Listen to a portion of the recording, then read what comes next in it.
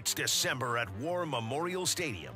That means one thing. High school football state championship games. 6 teams will take home the coveted trophy. Blocked and wide open for the touchdown. Wow. The journey began months ago.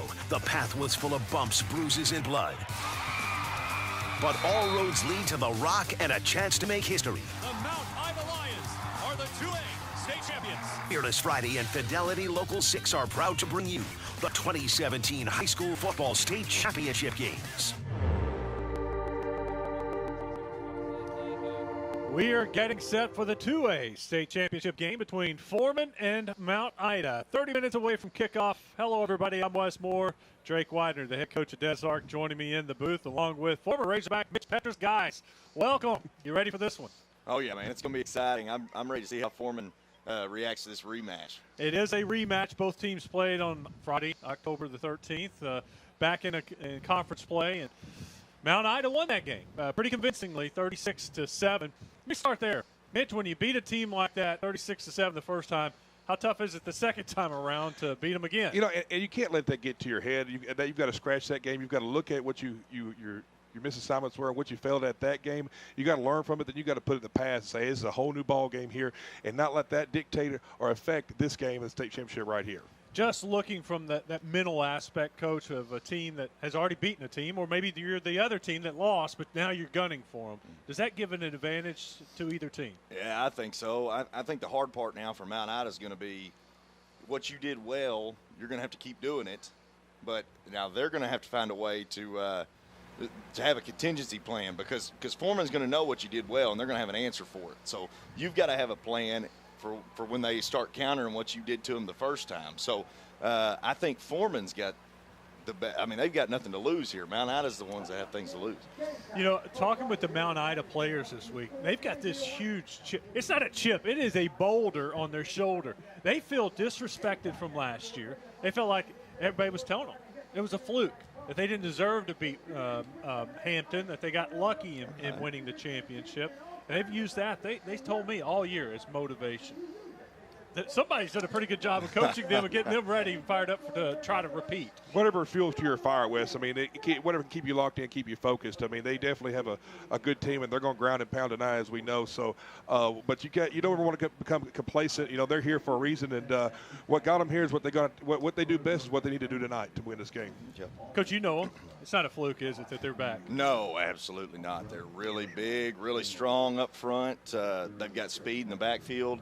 And, you know, I think their speed's underrated. I think people don't give them enough credit for how fast they are. These guys can run.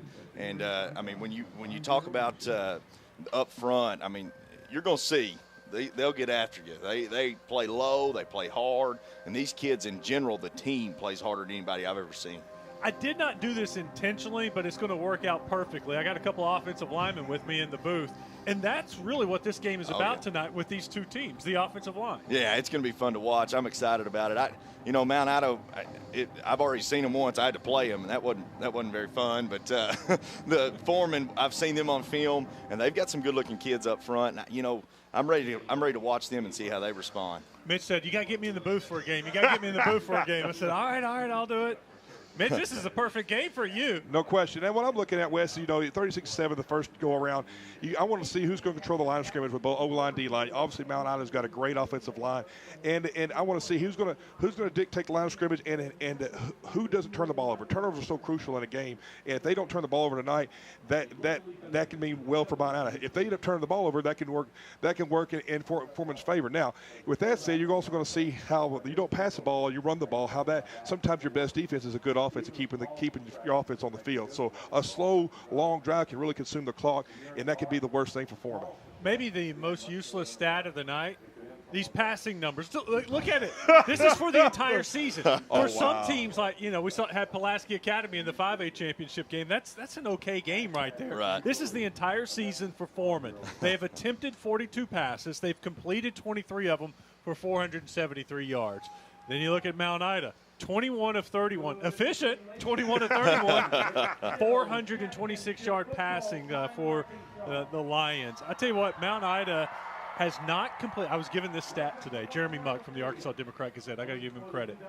Mount Ida has not attempted a pass in the playoffs. Oh, smokes. Not attempted a pass in the playoffs. I believe it. I believe it. They're so good up front, Well, they don't have to. you played them in the playoffs, so obviously they they're can throw so it. good up front, they don't have to. If it ain't broke, don't fix it. That's right. That's right. The old saying is that 3 things can happen when you run the ball, or when you throw the ball, and 2 of them are bad. So you got to be a little bit careful.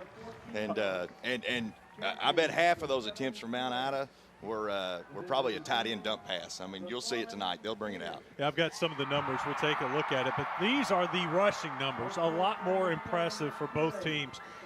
For Foreman, it all starts with Kylan Beatty. He is a hoss, a junior who is probably the fastest player in the state. There are already schools looking at him. Our schools are looking at him for track, too, because he is one of the fastest, if not the fastest player in the state. Number 5, Kyron Beatty, has rushed for 1,800 yards this season. C.J. Green, 860 yards for Foreman, and then Isaac Carver, 752. Now, for Mount Ida, it's spread out a little bit more. Kate Jackson, their quarterbacks, rushed for almost 1,000 yards. He should surpass that tonight. Jonathan LaGrange has rushed for 1,279 yards. And Cade Helms, who was named the 2A Defensive Player of the Year earlier this week by Hootens, Cade Helms has rushed for 646 yards from his running back position. So you see some of the numbers there of the players for Foreman and Mount Ida. Coach, what sticks out? What do you remember from when Desart played Mount Ida in the playoffs? Well, there's a couple things. They run about 3 plays. They're going to run the dive, they're going to run the sweep, and they're going to run the triple. And if you can stop those 3, you can beat them, but nobody's been able to stop it. And the main thing is you've got to stop the dive.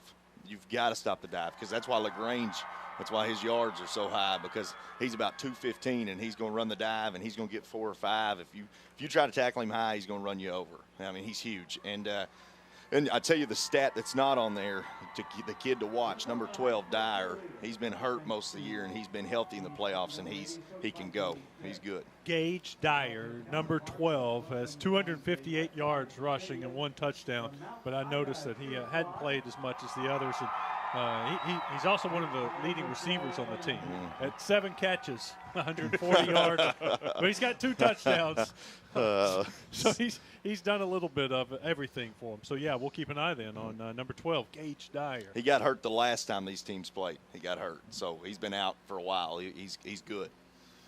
Mitch, you hear that? The dive, the sweep, and the triple. That's exciting too. Yeah, real simple football, and the meat eaters going to get after tonight. You know, corn-fed. Let's get it going, guys. They got some chili up there if y'all are hungry. We're going to give me a bowl. Make sure I don't get none on my face, okay? When we come back, we'll get to hear from both of the head coaches. I interviewed both coaches earlier this week. We'll hear from Michael White from Mount Ida as they try to go back-to-back, and Mark King, Foreman, trying to get a little redemption and beat the team that gave them the only loss of the season. Those interviews with those 2 coaches coming next. You're watching the Fearless Friday Fidelity Local 6 pregame show. Where does the big man go for Santa-sized deal? CraneTeam.com, of course. During the Crane Team Holiday Sales Event, you'll find thousands of clearance-priced vehicles at CraneTeam.com. Shop the largest selection of new and pre-owned vehicles in Arkansas. Value your trade, get financing, and your sales tax paid all from the comfort of your home. The Crane Team's got them, with over 16 locations offering the biggest discounts of the year. It's the Holiday Sales Event going on now at CraneTeam.com.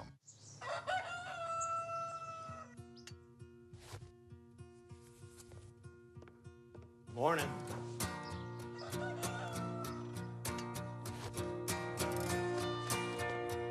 Morning.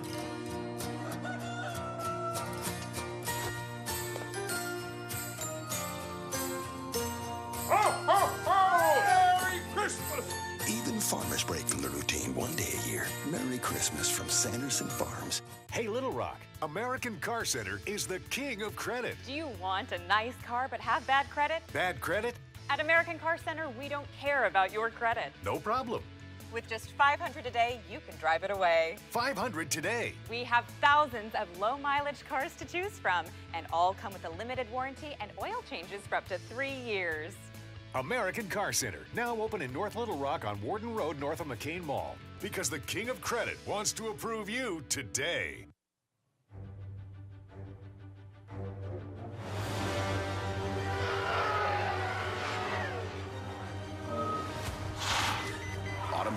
emergency braking.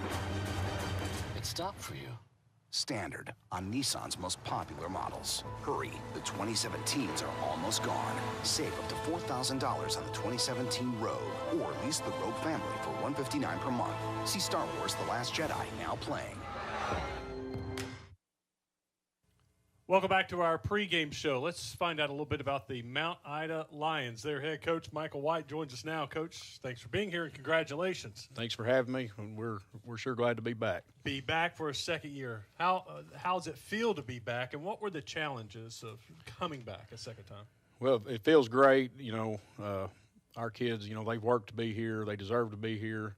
But, it's a long season, playing 15 weeks with 30 kids, and we had to overcome some injuries through the year, and we, being the defending state champions, we took everybody's best shot. So it takes a lot of work to get back. Your guys were telling me that it feels even better this time because some people were saying it was a fluke last year, it was an accident. This year they're proving that was no fluke. That's exactly right. We heard that a lot after the win last year, that it was a fluke, and I was really proud of how my kids responded coming into the off season.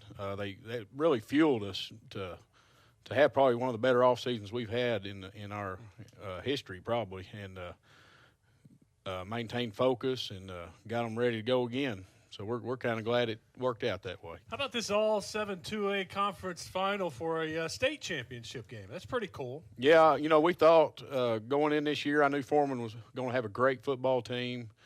And I knew, we had a lot of kids back from last year, a lot of players back, and, they play us tough, and we knew what they had, and we knew that this could be a possibility even going into the season. You beat Foreman earlier this season 36-7. Does that make it tougher for you guys, for you? Maybe, forget about that game. You got one more. Don't assume anything. Right, yeah. I think our players – they know how good Foreman is, and they know they deserve to be here. And the first game we jumped on them pretty early, and but they're a great football team, and our kids know they're gonna have to play their best game, and Foreman's gonna give us their best shot. When you turn on the tape and watch Foreman, what do you see? I see Kyrene Beatty. That young man can sure play, and I see a good team around him. He's the one that makes them go, but he's not the only one they have. I see a bunch of kids that play hard, and play disciplined, and, they play really good defense on top of that. They're just a well-rounded, good kicking game. They're just a sound football team. Some of your guys were telling me a similar team as far as the offense, defense? Yeah, it's very similar. Of course, they're going to have more speed than we do. But, as far as offensive styles and defensive styles, yes, very similar. Two very similar teams and two teams that really know each other. So, was there a bullseye on your team this year? Oh, I feel like there was. We had to take a lot of teams' best shots. Everybody gets up for the defending state champion. And, I was, like I said, I'm proud of how my kids responded all year to it. And, we really on the defensive side of the football, we've really I feel like we've improved there, and that has helped us tremendously. We're playing the 2A game a week later, or 6 days later, I guess, because of the ineligible player and the forfeits. But what did you guys how did it impact you guys? What did you do during that extra time? Well, I actually gave when we found out Thursday afternoon that we were not going to play that Friday, I actually gave mine 3-day weekend and told them to go home, recuperate. We were a little banged up, ankle injuries and a few knees, getting back into this and getting back healthy, but they still, we had a little time there to recover. Those, 3 days make a pretty big difference this time of year, and that kind of helped us. Now it was pretty hard to refocus the next week in practice after having to go through the same routine against the same opponent. But, I was proud of how my kids came out and played Friday night after that happened. You guys have done well against Foreman. I think in my mind I counted up 10 straight wins. Is that something you worry about with your guys? Don't worry about the past? Yes. Well, this group that my player, I don't feel that they overlook anybody. I don't feel that there's any situation that's going to make them anything on paper, record-wise, or anything that's going to make them overlook Foreman. That's just the way, this group is, and I've tried to pound that in their head. There's still one game, and the rest of it don't matter at this point. What about this senior class for you? I was looking it up. I think they've had 2 losses, maybe if you count your just sophomore year. What about this senior class for you? Man, they've been, just a staple of the program. I've been around these young men since they were in 3rd grade, the juniors and seniors. I have a part in the Pee Wee program. I'm actually, try to control that as well. And they were one of the first groups to, come through. They had great Pee Wee coaches that were players at Mount Ida. I'll even say that. And it's always been pounded into their brain the right way to do things. And, they're just disciplined kids that play hard. We're not the most athletic team in the state, never have been, but they make up for it by their effort, and it's important to them to go out and please their teammates and their community and their school. That's what they play for, and they play as a team. And, that's why they've been so successful. And you just, 2 losses in 3 years at this point. It's a big accomplishment for our program, probably the most winning class in school history. What has this run done for Mount Ida football? Well, it is our town, has always supported us. I love coaching football at Mount Ida because of the support of the community, the school, the administration. We've always had that, and these guys have really taken that to another level, and it's good, you see the little guys running around, out on the field before the game, and I'm talking about the Pee Wees and the junior high kids, and it just keeps building tradition for us. Coach, thank you. Michael White, congratulations on being here. Thanks for having me. I appreciate it. All right, when we come back, we'll talk about the Foreman Gators. Stick around. You're watching the Fearless Friday Fidelity Local 6 pregame show. Being local, being part of the town, is what really sets us apart. So it's just nice that we kind of take action. The customer service really is asking questions and finding out what the customer's need is. Thank you for being connected with Fidelity. How many devices will you be running in your home? This whole company, technicians, everybody that I've worked with, they go above and beyond to give a good customer experience, more than what any customer expects. I firmly believe in doing the best that we can for our customers. Just so you know, there's no data caps, no overage fees, so you can be on it 24/7. One day I had 5 compliments in a row for technicians, and I think it's a big deal for customers to take time out of their day just to call and let us know that they went above and beyond for them. Within Fidelity, teamwork is gigantic. We couldn't be anything without teamwork. We work together.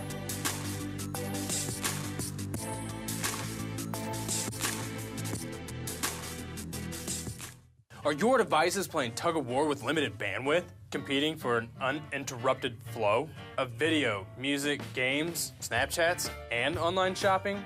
Get more bandwidth, more capacity to cover all of your devices. How many people use internet in your home? How much capacity do you really need? Fidelity Communications Bandwidth Analyzer can tell you. Go to fidelitycommunications.com, click the internet tab, and get started. Stop the tug-of-war. Get Fidelity.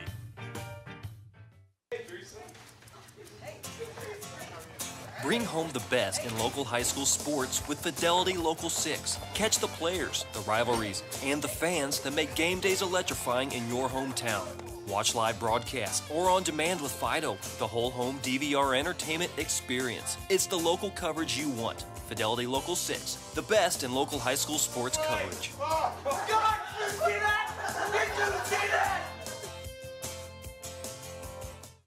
All right, let's talk about the Foreman Gators. Their head coach joins us now, Mark King. Coach, congratulations. Thank you. Welcome to War Memorial Stadium. Now, how does that feel? It's great. It's a great feeling. Something you work for, your whole career, and now that it's happening, it's pretty exciting.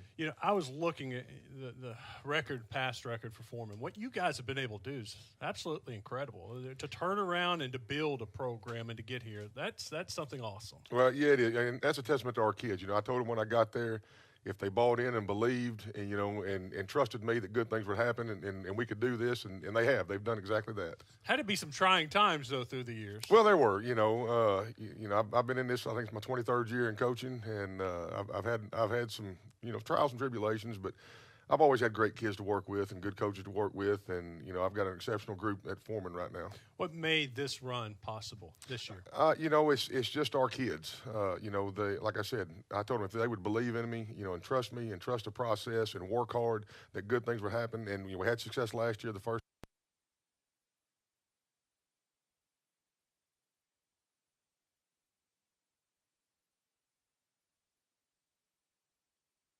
Who makes you guys go? I've got 34, and I could probably list them all. But offensively, it's Kyron Beatty, our quarterback, number 5. He's a catalyst of our offense. C.J. Green, number 4, one of our slot backs. Chase Boyd, our fullback. Corey Lovell's another back, and then our 5 guys up front. They've done an outstanding job, led by Logan Lindsay, K.J. Green, Darian Groves, Bubba Kegley, Big Tyler Nelson, and Jeremy. I can't believe Jeremy's last name is escaping me right now. But. It's all right. Well, I bet we call it out a time or two. You will. Game. Got those big guys up front. You got to give them a little bit of love. Defensively, are we going to see a lot of the same guys? Oh, yeah. I think we have 6 guys going both ways that never come off the field. But, that's the big difference in our team this year from last year is the way our defense has played. They've been outstanding all year long. Even in the first game against Mount Ida, we gave up 36, but that was probably more of our offense because we struggled on offense, didn't play very well, and left our defense on the field too long. But they've played outstanding all year long. It was funny talking with some of the players before the game this week that they both said after the game, They had a feeling y'all were going to meet up again and wanted to play again. And that's what your guys said. They wanted to play. Well, yes, we did, and we talked about it in the locker room after that loss, and we said if we take care of our business, I said we can meet them again in Little Rock, and that'd be a great thing. And me and Coach White even talked about it on the field after the game. And our kids, that was probably the best thing that ever happened to us is losing that game because we were a little bit, feeling good about ourselves, and it kind of grounded us. And since that point, our kids have been laser focused and determined, and they wanted another shot. Now they're getting it. Yeah, they seem eager for this. Sometimes you can look at the score and go, "Oh, they, kind of got dominated. May happen again." I don't get that feeling with this game. I think this is going to be a close game tonight. It is. I really think it is. Like I said, our kids are focused. They're hungry. They want another shot at them. And we've talked since I got there. We talked about Mount Ida. Coach White has a great program, and he's built a dynasty there. And if you want to be the best, you got to beat the best. And Mount Ida's the best. And right now that's where we want to be. And so that's the focus. What makes Mount Ida so good? What do you see when you watch film? It's just the way they play the game. I mean, they don't do anything fancy, but they are so physical. They just come right out. On offense, they come right at you, and they're going to pound you. Those big offensive linemen, they come off the ball. They don't stand up. They play great technique. Defensively, they're always in the right spot. They're not going to out-athlete you, but they are going to do everything they're coached to do, exactly how they're coached to do it, and play and just play physical. That's old school football. Is that what we're going to see, some old school football tonight? You're going to see old school smash-mouth football on both sides. And it's really like a fight in the trenches, and whoever wins that fight is probably going to win tonight. Exactly, pretty much. All right, tell me about the week off. How crazy was that for you guys? It was tough. Our kids, we had a great week of practice preparing for Earl, and, we get the phone call late Thursday afternoon, saying, Coach, everything's on hold. And then we find out Friday that we're not playing Earl. We're going to play the next week, going to play Salem. Had to regroup. Our kids handled it great. We brought them in on Sunday, told them exactly what was going on. We got to regroup. We're going to prepare for Salem, and the kids did a great job and played a great game last week. I'm curious, what went through your mind when you got that phone call? It really was like, wow, kind of like deja vu, because my first year at Parker's Chapel, the same thing happened. We were scheduled to play Paris week 1 of the 3A playoffs, and Lamar had filed an injunction or something like that. So I get the same call, but this was Thursday night at 10:30 when I got the call. Said, Coach, the 3A playoffs are on hold. We're going to push it back a week. We'll let you know who you play this weekend. And when I got the call from the AAA, it was like, wow, it's happened again. So were there rumblings? Did you know that was a possibility? Did this catch you way? No, it actually caught me off guard. It was we had prepared all week long to go play a great Earl team, and our kids were up for the challenge, and then all of a sudden, you get a call, and it's there's what it is. How about instead of having to hit the road, a long road trip? you get a home game. That was huge. You know, our kids played different at the Swamp. You know, and we've got great fans, and to host the first ever semi-playoff game that the school's been in, be able to host it at home, it was big for our community. What do you do to bring the Swamp here? You know, the Swamp's going to be here. I promise you. There'll be no lights on, no businesses open or anything in Foreman on Friday night. I can promise you. All right. What about this senior class before we get out of here? I mean, 1-9 in 2015.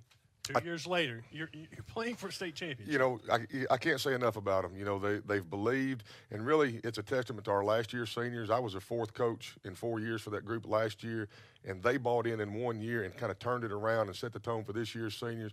And, you know, they picked up the baton and just kept going with it. And, you know, they've had a great year and hopefully have a great finish. Coach, we appreciate it. Thank you so much. Congratulations on being here. And I appreciate it. Thank you. All right, when we come back, we'll get you set for kickoff. You're watching the Fearless Friday Fidelity Local 6 pregame show. Silver Dollar City's brightest celebration yet, with sparkling new Christmas in Midtown, classic shows, and famous holiday light parade. Ends December 30th. So get your An Old Time Christmas tickets today. Where does the big man go for Santa-sized deal? CraneTeam.com, of course. During the Crane Team Holiday Sales Event, you'll find thousands of clearance-priced vehicles at CraneTeam.com. Shop the largest selection of new and pre-owned vehicles in Arkansas. Value your trade, get financing, and your sales tax paid, all from the comfort of your home. The Crane Team's got them, with over 16 locations offering the biggest discounts of the year. It's the Holiday Sales Event going on now at CraneTeam.com. For goodness sake, I just want to watch my favorite Christmas movie. Is it up or down? Dish has something for this. Stop scrolling and just tell the remote. Just tell it? Just tell it. Okay. Die Hard. Oh! Hey! Get your own laugh. The new Dish voice remote. Stop scrolling. Just say what you want, and it's on. Dish. Tuned into you.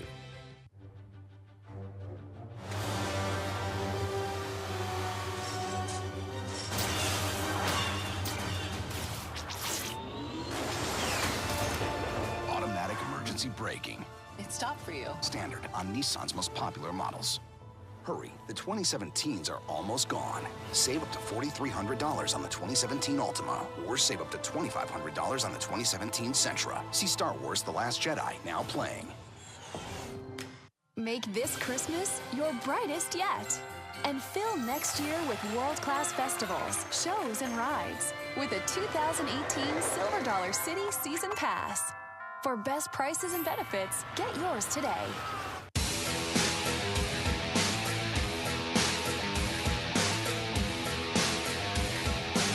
The 2A state championship game, and we're 6 minutes and 50 seconds away from kickoff. Hello, everybody. I'm Wes Moore. Drake Widener, Dazark's head football coach, with me in the booth. We got Mitch Petrus, the former Razorback, in the booth. Guys, I want to ask you about Mark King, the head coach down at Foreman. In 2015, Foreman went 1-9. Last year, he helped turn things around. They got to the playoffs, and now this year they're 12-1. What's that say about a program? And even before 2015, when they went 1-9, there were years that they were 0-10, 1-9, 2-8, 1-9. I mean, there wasn't a lot of good things happening with Foreman football. What he's done to me is pretty incredible. Oh, he's done a great job. And I think one of the things that's helped him is they've gone to the triple option. And when you have inferior talent, if you know that system and understand it, I think it's an effective one to run just because you don't have to have the guys up front. Now, this year he's gotten some players in, and they can execute that system, and they do a good job of it. So I think that's one thing that's helped him. But, you know, when you create a turnaround like that, there's got to be a culture change. So obviously he's done something right down there. Wes, what I think about is, you know, he reminds me a lot of Coach Moody from McClellan and what he's done there. You look at not only how hard it is to turn a program around and trying to get players to buy into your system after they've not had success and have no history of success. But not only that, you talk about the community and how when you're not winning, nobody's in the stands. And it's hard to get, you know, up for a game when nobody's in the stands. I'm looking here tonight and see Foreman. It looks like the whole town of Foreman's here. That's a 3-hour drive. You look at how he's turning his program around, and you look at the fans in the stands right there. This community is together. That's what I like to see. The fourth member of our crew is Lanny Beavers with FearlessFriday.com. He's down on the sideline, and he joins us now. Lanny, it does look like a good crowd from Foreman in Mount Ida. What's it like down there? Yeah, Wes, it's a very good crowd. Looks like everybody from Foreman's here. Down there, Foreman near Texarkana, Mount Ida from Montgomery counties, well represented. I'm going to make a prediction right now for you guys. The team wearing maroon will win tonight. No doubt. Is it cold, Lanny, or is it all right? It's not that bad. It's probably about 48 degrees, but, I mean, there's practically zero wind. If you look at the flags, they're not even moving, which is really good. Should be exciting because it's not going to pick either team because neither one of them pass the football that much. All right, thanks a lot, Lanny. No, they do not throw the ball. We're taking a look at the coin toss, and we'll let the officials tell us who's going to get the ball first. Y'all play fair. Keep in the rules. No fist fighting. Help each other up. All right, okay. They just decided they were going to kick it in the other direction, okay. so we're going to move everybody back around. Hi, Mom. So Mount Ida won the toss. They've deferred to the second half. They're going to kick off, and Foreman will get the opening kickoff in this 2A state championship game. We've got about 3.5 minutes left before the first kickoff. All right, what do we need to watch for in the first couple of drives to maybe give us a hint of who may be having more success than the other team? I think whoever controls the line of scrimmage, that's who they need to set the tone early up front, and both teams do. And I think, if you watch and one team's dominating the other at the line of scrimmage, I think that's going to tell the tale for the rest of the night. But you never know because it all depends on if the other team gets on offense and they start dominating, we could have a shootout. So, well, I look at Mount Ida. That's pretty much we're looking at. Can Foreman stop Mount Ida's offensive line? That's kind of what we're looking at right here. Mount Ida is very dominant up front with their front five, and they know how to get after it, Coach. You know that, and I'm looking to see how is Foreman ready. They got a game plan to stop them to get 3 and outs and to get the ball back in their position. Absolutely. I want to keep an eye on Beatty for Foreman. Keep an eye on number 5. He's going to play quarterback for them, but he's going to run it a lot. He's not going to throw it a lot, but if he is truly one of the fastest players in the state of Arkansas, we may get to see his speed. Yeah, I'm excited to see him in person too. I think it's going to be fun to watch him. Well, there's one thing about speed. It kills. And it don't really matter, if you can outrun everybody at this level, I mean, that's really going to make a difference. So I'm anxious to see everybody's talking how fast he is. I like to see a guy that fast at a small school. He can really benefit his team, and they're going to counter him and rely on him a lot tonight. Well, Mount Ida has that experience of last year playing one of the better athletes in the state of Arkansas, and they were able to win that game in the state championship game. Yeah, Coach White does a tremendous job on both sides of the balls. But I tell you, their defense is what we don't talk about enough. They're really, really good on defense, and a lot of it is just the way they fly to the football. They're very fundamentally sound, and they get to the football. And that in high school football, if you get 11 hats to the ball, you got a chance to win some ball games. Well, both teams have made it out onto the field, and because this is 2A football, you're going to see a lot of the same players on offense that you saw on defense. So we're going to be calling out a lot of the same numbers and names tonight in this one. And you may see a guy at the fourth quarter. It may come down to that fourth quarter, and who's the more well-conditioned team. I hope so. I hope it comes out of the fourth quarter. I really do. Let's see how Foreman reacts to how they played early in the season. I mean, let's get it on. State championships here. You bet. I tell you what, we've had 2 really bad games on Friday nights. The 6A and the 3A games were blowouts. Yes. Our Saturday games have been unbelievable, down to the last play. So maybe I told both coaches, I said, guys, you got to break that trend for us on Friday night. We need a good Friday night game. Third time's a charm. Third weekend in a row. Yeah, I wouldn't be shocked if this is a good ball game. Foreman's going to have a chip on their shoulder. You talk about Mount Ida having one on theirs. Foreman's going to have a big chip on their shoulder from the first game. Tyler Allenbrand is the kicker for Mount Ida, and we were watching him in warm-ups.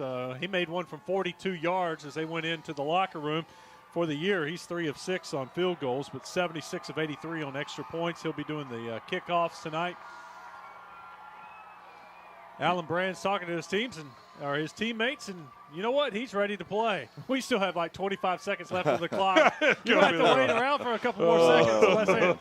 They're going to go ahead and take that time off. This anticipation, Wes. All the anticipation. Come on, fans. Let's get in this game. We got 15 seconds. Exactly what the players are doing. You see Jackson there. Here we go. Guys, this ball's going to get kicked down to at least the 5, I'm going to say. It's going to be close to the 5. Got a foot in it here. Yeah, he can boom it. Well, you can tell they're ready to go. They have been set for this kickoff for the last minute as the final minute and seconds were ticking off on the scoreboard. We've got 12 minutes up, and now we're ready for the 2A state championship That's a smart game. decision. It's a high kick fielded at the 32-yard line. Foreman takes it over to about the 37. That's a smart decision, Wes, because Foreman's stud was back deep. Beatty. So if you kick, Beatty, if you kick it deep to him, you're asking for something bad to happen. So I think the sky kick was a good choice. Zach Carver was the one who returned it for Foreman. He picked up about 5 yards. So the Gators will take over 1st and 10 from their own 37-yard line. The Gators led by Kyron Beatty. He's under center. He's got Chase Boyd back there in the backfield. Here comes Isaac Carver. They're going to check it. Look over at the sideline. Just get what we want. Get the right play. Everybody get the call. Beatty with the quick handoff up to middle. That'll pick up about 4 yards on first down. Chase Boyd gets the first carry of the game. That was a formation I haven't seen them do on film this year. Like I said, I hadn't watched a ton of film on Foreman, but that's a different formation than what I've seen. It looked like they just ran midline right there. And that's what they're going to do. They're going to run the midline, the mid-triple, and the triple option, and the rocket sweep, and they're going to be good at it. You got Boyd in as the fullback. Beatty under center. Beatty keeps it this time. He pitches it late. Have a little room to the outside. You notice right there on Mount Ida was standing up, trying to get across. They did it last time. C.J. Green on the carry for Foreman. He picks up the first down, gets it across midfield. Coach, why are they standing up? What's man, I asked him that, and I think his logic was they can see everything better. I don't like it because it gets you out of position and how high you are, and makes your pad level too high. But it looks like Foreman's prepared for it. They ran it the whole time the last game. So it looks like Foreman's ready for it, and they're probably going to have to make some adjustments. Beatty has the snap. He fumbles the snap. It's on the ground, and Mount Ida has it. Wow. We talked about it, Mitch. Turnovers, man. Turnovers. It kills you in the games.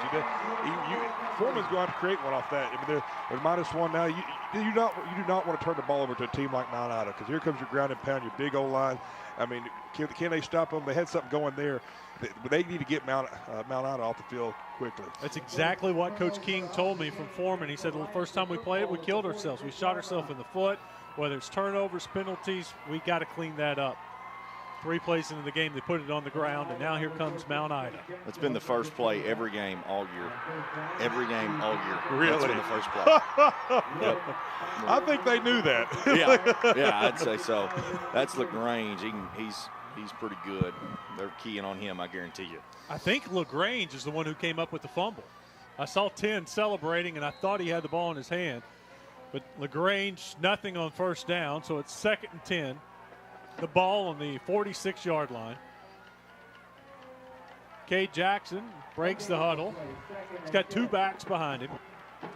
Hands it off to the first one. Cross Gets trap. across midfield. Cade Helms. Quick, Yeah, that's that quick hit and cross trap they'll run. It kind of looks like the dive, but it's like a cutback dive, and they'll pull somebody with it.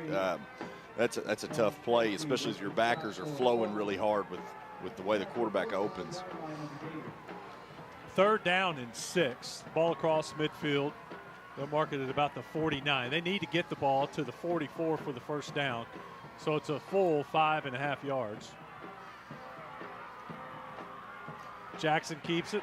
Well played. Picking his way away, and nothing there. Jackson still on his feet. It's an awesome job by Foreman. Yes, it is. Awesome.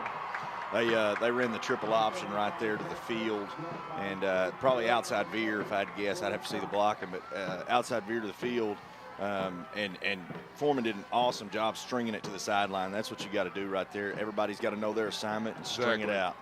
Chase Boyd on the tackle after about 2 others missed the first couple attempts at the tackle, but Boyd cleans things up. We got our first punt of the game. Punt's high, wobbly, and they're yelling, Peter, get away from it. It takes a Foreman bounce. Foreman will take over at the 42, so their defense does the job. Will kill the average. The offense turns it over, but the Foreman defense steps up and gets the ball right back after a 3 and out. That's huge for Foreman. That turnover was, they were moving the ball, and they ran midline, and that's one thing when you're running the option. It's easy to turn the ball over if you're not careful. So let's see if they've got the jitters out right here. 7-yard punt gives Foreman the ball on the 42.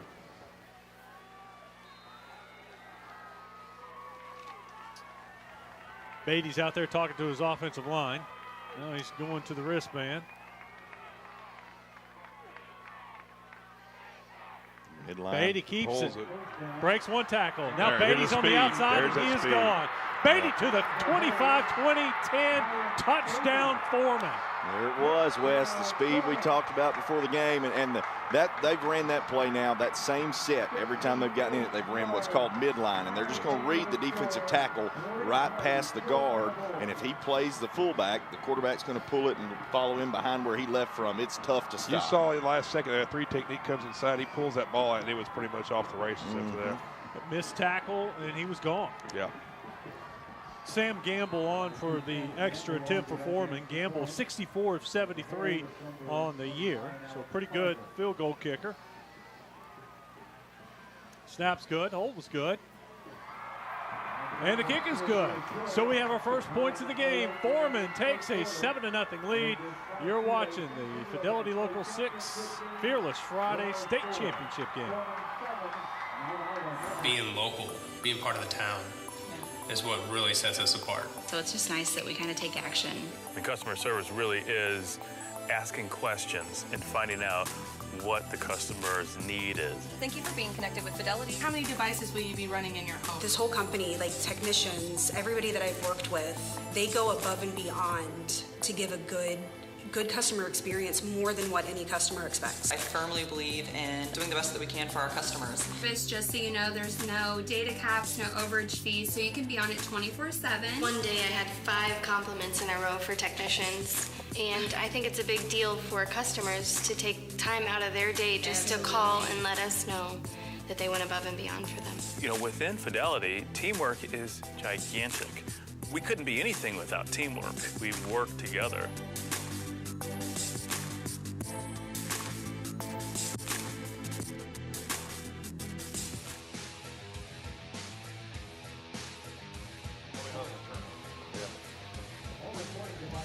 Foreman leads at 7-0, 3 minutes into the game after the big run from Kyron Beatty. Beatty scores the first touchdown after breaking a couple of tackles and goes 58 yards for the score. Now Sam Gamble's getting ready to kick off. Got two returners back deep for Mount Ida. See, looks like is that LaGrange back there. Those numbers are hard to read from way back here. Gage Dyer is one of them. So Dyer standing at about the 10-yard line. Gamble's kickoff is going to land about the 10-yard line. Across the 20 to the 30, 35 to the 38-yard line. So a good return of 28 yards for Mount Ida. That turns out that one was Dawson Huff on the return. I'm interested to see how Mount Ida responds right here, and they'll respond well, I think, because, I mean, they've been here before, so I think they've got the jitters out now, and they're going to be ready to roll too. But their offensive line, they didn't do much that last series, Mitch. We'll see what happens here. Jackson under center, hands it off up the middle and gets a couple of yards. A good run on first down, picks up close to 5. Yeah, they just ran a little inside trap. They ran it earlier. They got 5. That's a huge play for them. If they get 5, they're pumped about it. As a defensive lineman, you know if you come on block route and snap, you're about to get ear hold. Yeah, that's what you're thinking, you know. You bet. You better squeeze. Right. Uh-oh. Sideline warning there for the coaches. He's going to go ahead and get that out of the way. Tell them, hey, back up. Get your back up, guy. Sideline warning. You know, I always try as a coach, Wes, to stand back behind the offense when we're on defense so I don't get in the official's way. He usually doesn't bother me if I'm back behind everything. LaGrange picked up 5 yards on first down. That's LaGrange again, and LaGrange has another 5 yards. Give him 6. He's got the first down. The ball across midfield to about, they're going to mark it on the 50. That's that dive I talked about before the game started. You got to stop the dive, and right there they let him get a chunk. But it looked like they blocked it different than they did on the first series. I think the first series they were blocking everything down. I think right there they based a little bit. I like it. LaGrange came back to the huddle, and he was patting that offensive lineman. Another quick hitter, and it's picking up 7 yards on this play. Dive again. Helms on the carry this time. Helms, a good defensive player also for Mount Ida. Very manageable situation. You're 2nd and 3.5, 2nd and 4. Give Helms 7. There's another first down for Mount Ida. And the Still legs going. keep moving for LaGrange to the 23-yard line. You try to tackle that dude up high, it ain't going to work. You better get low. He's special as far as just being a mauler. Jonathan LaGrange on the carry. LaGrange gets it to the 24. Give him 19 yards on that carry. Helms this time. Helms to pass the 20 to the 15, 10. Touchdown, Mount Ida. He's got him. Yeah, touchdown. Cross trap again. They just ran the trap. They ran 2 plays that whole drive, Mitch. They ran trap and they ran dive. Cade Helms on the carry. Coach, you nailed it. You said you were curious to see what Mount Ida did. You said you knew they would respond. Boy, did they respond. Yeah, they're winners. These kids have won their whole life. I think last year was the first time they'd lost a game, I think, as a group. I want to say somebody told me that. They're a special group of kids. Tyler Allenbrand's kick is good, and we're tied at 7. Stick around. It's the Centennial Bank State Championship game brought to you by Fearless Friday and Fidelity Local 6. Where does the big man go for Santa-sized deal? CraneTeam.com, of course. During the Crane Team Holiday Sales Event, you'll find thousands of clearance-priced vehicles at CraneTeam.com. Shop the largest selection of new and pre-owned vehicles in Arkansas. Value your trade, get financing, and your sales tax paid, all from the comfort of your home. The Crane Team's got them, with over 16 locations offering the biggest discounts of the year. It's the Holiday Sales Event going on now at CraneTeam.com.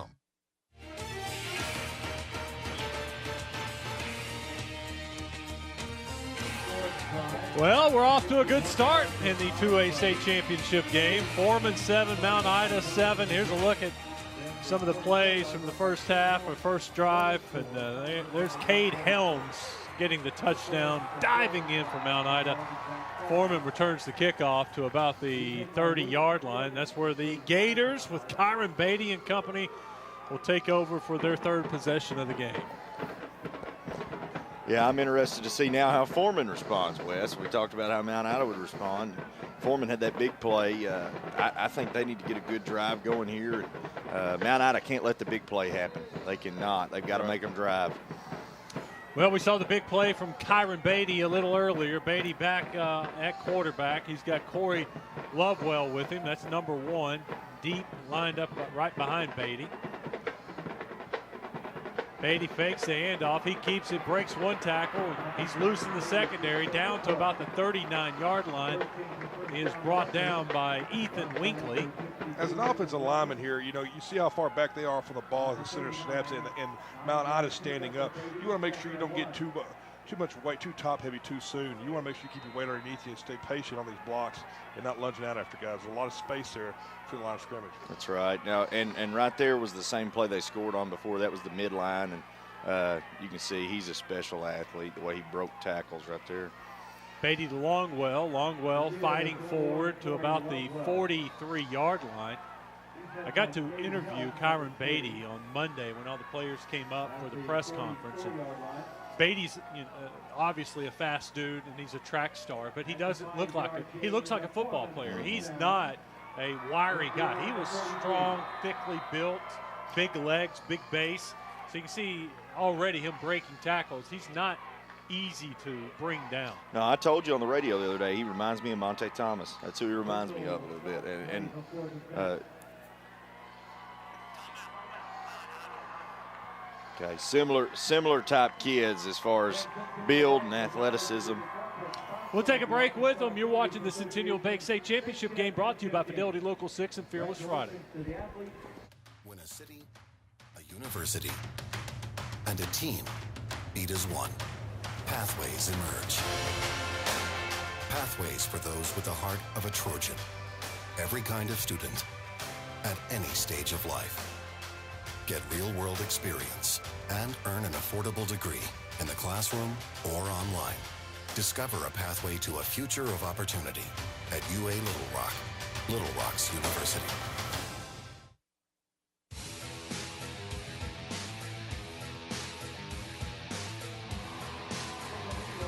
So the Mount Ida Lions called their first timeout in the first quarter. They're going to regroup on defense, try to figure something out.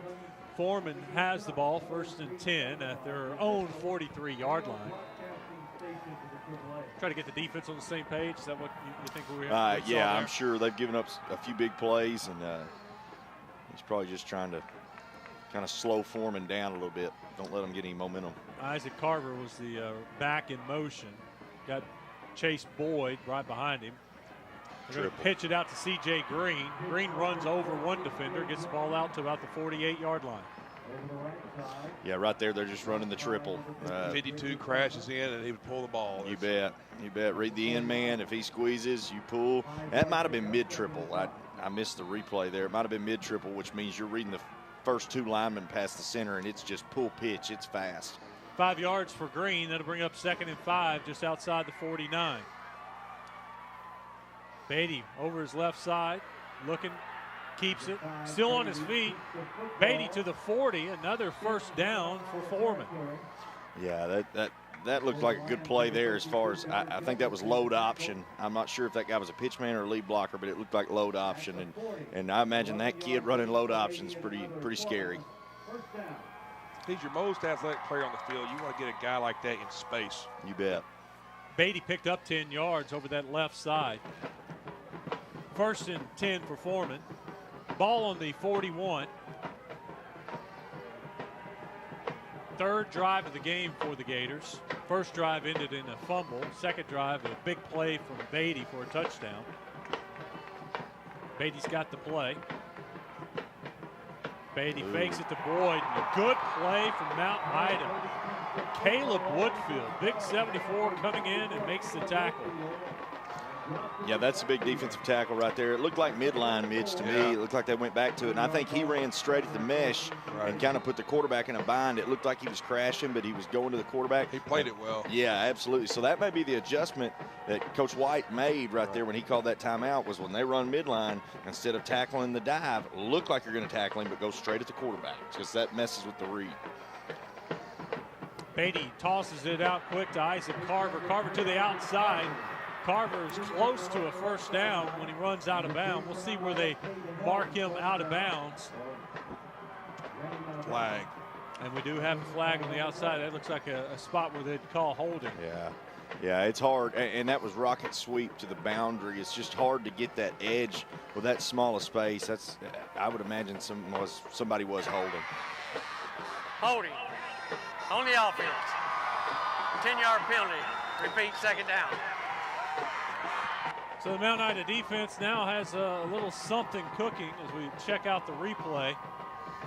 And I think they call it on the receiver there, number 9 for Foreman, Brandon Thomas. Just couldn't quite set the edge. So they lost 3 yards on one play, and then they come back and have a holding play, a holding call on the next one. So all of a sudden it's 2nd and 21. The ball's backed up to their own 48.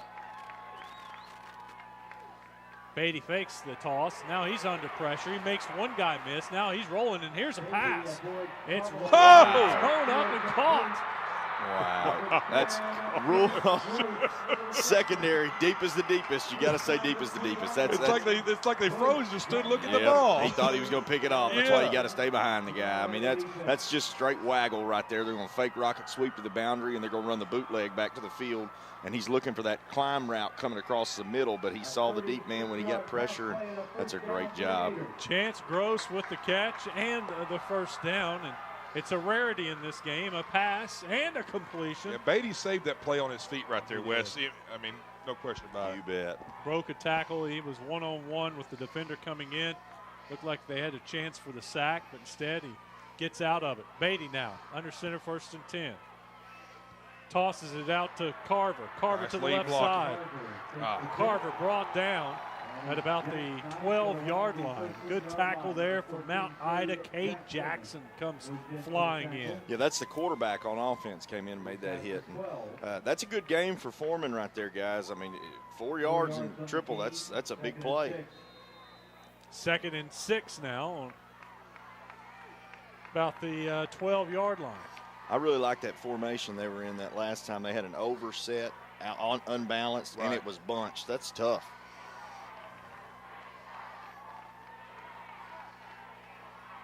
Beatty hands it off up the middle to the goal line. Touchdown, Chase Boyd. See, right there, they made the adjustment off the midline like we were talking about, and they knew it was coming. I guess Coach King had talked to him about it, and the quarterback knew to give it even though the kid was attacking the mesh. That was awesome right there. It was a good job. So the Gators get back on the scoreboard. This time Chase Boyd, the junior, picking up his 9th touchdown of the season. He came into the game with 544 yards rushing. Sam Gamble will try the extra point to put the Gators up 7. They have a little movement there. Mount Ida kind of rushed in, stopped. I don't know if Foreman moved or if Mount Ida was offsides. Here's the call. Dead ball, false start on the offense, 5-yard penalty. You saw Mount Ida kind of charging in there, and then they just stopped at the last second. And that threw off that offensive lineman. Yeah, it made him flinch a little bit. He was worried about protecting his gap and probably just got in a little bit of a hurry. So that'll push them back 5 yards. But as I told you earlier, Sam Gamble, pretty good kicker. He's made 64 of 73 extra point attempts. They tried it again. Mount Ida tried the same thing, and I think it worked again. Nope. Well, what's he motioning? He's saying they were offense was offsides. Is what he switched. Dead ball, encroachment on the defense, 5-yard penalty. Fool me once, Wes. Fool me twice. Well, he was motioning offsides offense. Yeah, I'm like, he that doesn't was. make sense. Is it false start? Yeah, they just crossed the ball when they were doing that. All right, back to an extra point now. Normal length. Snaps down. It's a good. So Foreman takes a 14-7 lead. Guys, we thought, well, this is going to be a lot of running in this one, and it has been. But we're thinking maybe a slow or fast game, not a lot of scoring, but we've already got 21 points, and we still have 4 minutes left in the first quarter. You bet. Well, we said, at the beginning, we were interested to see how the battles at the line of scrimmage would go, and if one team would dominate the other, or if both offensive lines would be dominating, we'd have a shootout. And that's kind of what's happening right now. Both offensive lines are playing really well. So. Yes. You can't see the faces of these two guys with me in the booth, but they're both smiling because the offensive line, they're having their way right now. The offensive line's winning. I'm glad you can't see me. I got chili on my face.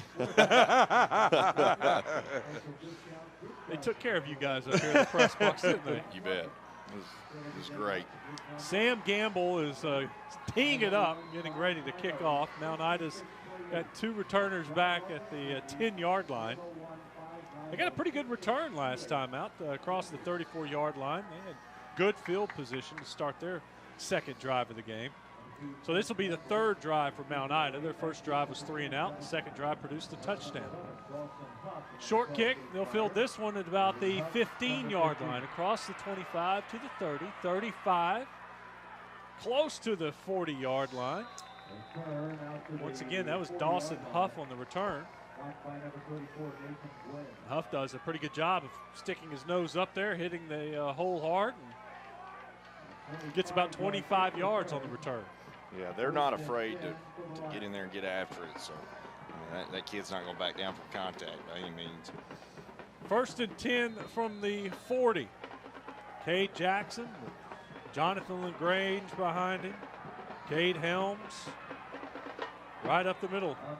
Yep, the dive. That's what, you got to stop the dive if you're going to beat Mount Ida. It's a defensive 3 technique there. You don't want to have too much weight forward. I mean, if you're crossing the line of scrimmage really fast, you're taking yourself out of the play as well. You need to settle as soon as you realize and squeeze. You bet. If you run up the field, they don't even have to block you. They're going to be past you. Right there, it looks like they're double teaming that defensive tackle out of there. It looks like they're doubling the 3, and that's why they're creating so much movement. So they're really blocking it like outside veer And I don't think he's reading it. I think he's just calling it. Right, calling go. LaGrange got 5 yards on first down. Then Helms picks up another 5 yards. He gets the first down. Ball at the 50-yard line. They'll take that, 5 yards to carry. Here's another 5 yards. That's LaGrange. He'll pick up 6 down to the 44. Cross trap again. I mean, it's been 2 drives in a row now. They've ran the dive and the cross trap every play for 2 straight dives, or 2 straight drives, excuse me. So we'll see what happens. I'm thinking sweep's going to come here in a second. They're going to lull you and then try to hit you outside once you start cheating in. LaGrange and Helms in the backfield. Jackson under center. That's LaGrange. He's close to a first down. He'll be marked down short, about a yard short. Pickup of 3 for LaGrange. LaGrange and Helms, both have 41 yards on the night already in the first quarter. The tough thing with LaGrange is he's how tall did we say, Wes? 6'3"? 6'1", I believe. 6'1". I mean, so when he falls forward, he's going to get 2 yards. Yeah, he's listening to the program at 6'1", 216. He's loose. LaGrange to the 25, the 20, 15, 10. Runs over a defender at the 6. Yeah, that's where the size comes in a little bit. Yeah, he's a horse, man. I mean, he is impressive, and I mean that's just another day at the office for him. That right there, he's got a whole highlight tape of those kind of things. Jonathan LaGrange down to the 5-yard line. Mount Ida 1st and goal. LaGrange and Helms back there. I'm going to say they're going to run the dive. Oh. The quarterback keeps it. He follows LaGrange. Cade Jackson inside the 5 to the 2, so he picked up 3 yards on first down. Yeah, that's the first time we've seen that tonight. That's one of their favorites, too, especially if you start going after that dive man real hard. They'll run that follow with the quarterback, and the Jackson kid can really run in space. So that's a good play for him. Just the second carry of the night for Jackson. It's been LaGrange and Helms so far. That's LaGrange diving across. Will they give him the touchdown? It's close. It is. Mount Ida responds. Wow. We got ourselves a good ball game, Wes. Jonathan LaGrange, he deserved that after that big run to the 5. Give him that touchdown. There's no doubt, absolutely. I mean, he just, guys, I'm telling you, you got to stop the dive. And if Coach White knows it, he's not stubborn. He's going to run it over and over and over until you stop it. So, I mean, when you got those horses up front like that, why get cute? Just run it down their throats. Allen Bram with the extra point. It is good. We're tied again. This is fun. Old school football, running the ball right down their throat. Army-Navy, Wes. Army-Navy. Well, it's nothing fancy, is it? No. Not at all. It's nothing fancy at all. It's just old school football, and as an offensive lineman, I love watching it. All right, what happens, you see Mount Ida line up foot to foot, all their formations pretty much as far as their splits goes, and which I disagree with. I want to have guys in space so I can give a running back more of an angle. But what it does for them, since they're all coming off the ball so hard, it's like they form a wedge, and sometimes the ball carrier can get lost in that. They're trying to figure out where he's, and eventually you'll bust one loose, But it's not like he's right. There's linemen right in front of him every play. He's right on their back, pushing them forward. That's a hard thing to stop once they get that momentum. Yeah, that's exactly right. When they're that tight, it does create a wedge. Allen Bram with another sky kick. They're not going to kick it deep. The Beatty ball's loose. But Foreman jumps on it right there. Good recovery. That could have been terrible for Foreman. Big play there for Foreman. That was their running back, Corey Lovewell, that recovered it. But they have good field position. The ball at the 34-yard line. Mitch right here is the opposite on splits. You talk about O-line splits. Foreman, the flex bone, they're going to have wider splits because it gives the quarterback more time to read it. So, and spreads people out, and you have more lanes when you do that too. Where your running back can have a chance to make a bigger play. But with Mount Ida, they're able to wedge and go 3 or 4 yards. With Foreman, they're able to bust a big play. Exactly. Beatty tosses or fakes the toss. Now he's looking to throw. Now he's scrambling, looking for a block. He got one block. Now he's going to throw up and throw it, and it's picked off. Mount Ida picks it off. Cade Jackson across midfield to the 45-yard line, to the 37-yard line. Okay, Jackson's their quarterback, and he's a really, really good player for him in the secondary. And, Beatty tried to do the same thing he did earlier on the deep pass they completed right there, and he went to the well too many times. Right. Should have laid off of that one. See Jackson have to take off the gloves. He had gloves on for defense. As soon as he makes the interception, goes over the bench and hands him the gloves. Now he's got to take them off as the quarterback. Yeah, I like him a lot. He brings an attitude and a swagger to those guys, and he's really one of their leaders. I really liked him. See LaGrange in there. That was a quick hitter. That time it was to Helms, I believe. Yes, Helms on the carry. Yeah, they do a great job right there, Mitch, squeezing down on the trap. They figured it out. We just keep running up the field, we're going to get ear holes. Exactly. We squeeze, we're going to clog it up. Looks like Davin Cross on the tackle for Foreman. He came into the game with 70 tackles and 5 sacks. Big number 99 has the tackle for a loss of a yard. LaGrange to the right, Helms to the left. That's LaGrange. No, the quarterback keeps it. Follow. The quarterback keeps it to about the 36-yard line. Cade Jackson ran into an offensive lineman, and the offensive lineman was looking at another lineman like, wait, what was that? What just happened? Well, and that's what we were talking about on the goal line down here. You know, I said that was one of their bigger plays because people start tackling that dive man so hard, and the quarterback will get some space right off of them. Right. And it just happened right there. That's their version of the midline. It's just not the actual midline.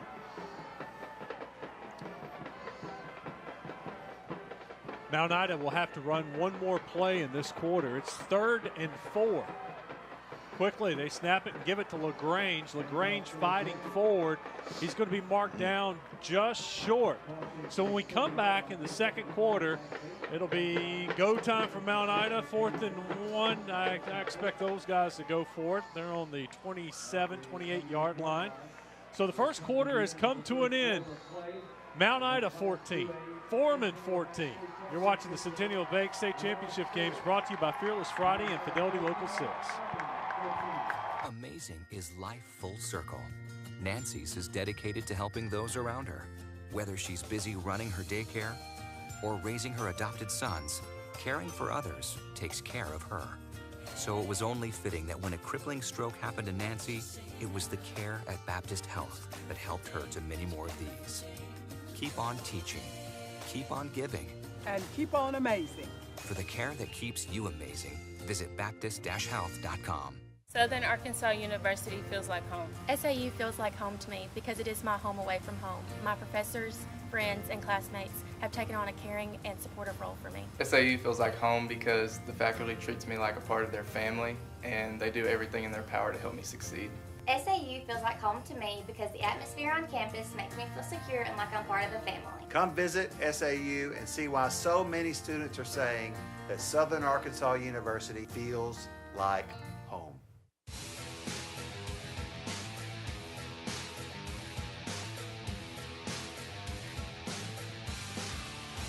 Second quarter action coming your way. We got a 4th and 1. The ball is on the 28-yard line. And I see LaGrange going out there, Jackson, Helms. They're going for it. They're not going to kick this thing. I'm thinking they're getting up there quick, hard count, and then run dive or quarterback follow. There's your dive. That's LaGrange, and he got the first down. He picked up about 2 yards on the play. That's got to be a pretty good feeling for a coach when it's 4th and 1. You're like, just give it to LaGrange. He's going to get you 2 or 3 yards. Yeah, no doubt about that. It's nice when you can run the same play over and over and keep getting first downs. So with that carry, LaGrange has now got 87 yards on 11 carries. So he with that long run of 36 yards, he's getting close to 100 yards in the first half. Jackson under center. We got penalty flags. I think we got a timeout. Mount Ida was wanting a timeout. The officials are now talking. Timeout, Ida. So they did get the timeout. We'll take the timeout with them. You're watching the Centennial Bank State Championship games brought to you by Fearless Friday and Fidelity Local 6.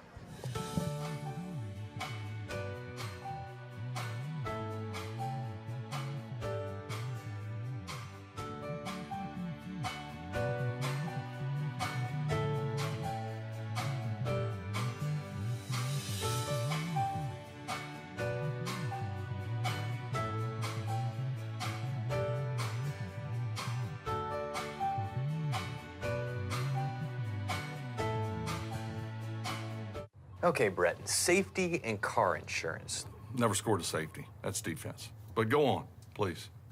Yeah, defensive. That's exactly how you should drive. There is no such thing as a defensive drive. Offense makes the drive. Oh, I mean when you're on the road. But it doesn't matter, home or away. Okay, clearly I'm striking out here. That's baseball. Get great home and auto rates and local agents at favorites.com from Farm Bureau Insurance.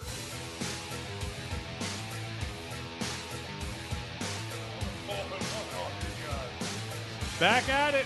Quick timeout for Mount Ida. They didn't like something, so they called the timeout. Now they come up to the line of scrimmage. 1st and 10, ball on the 26-yard line.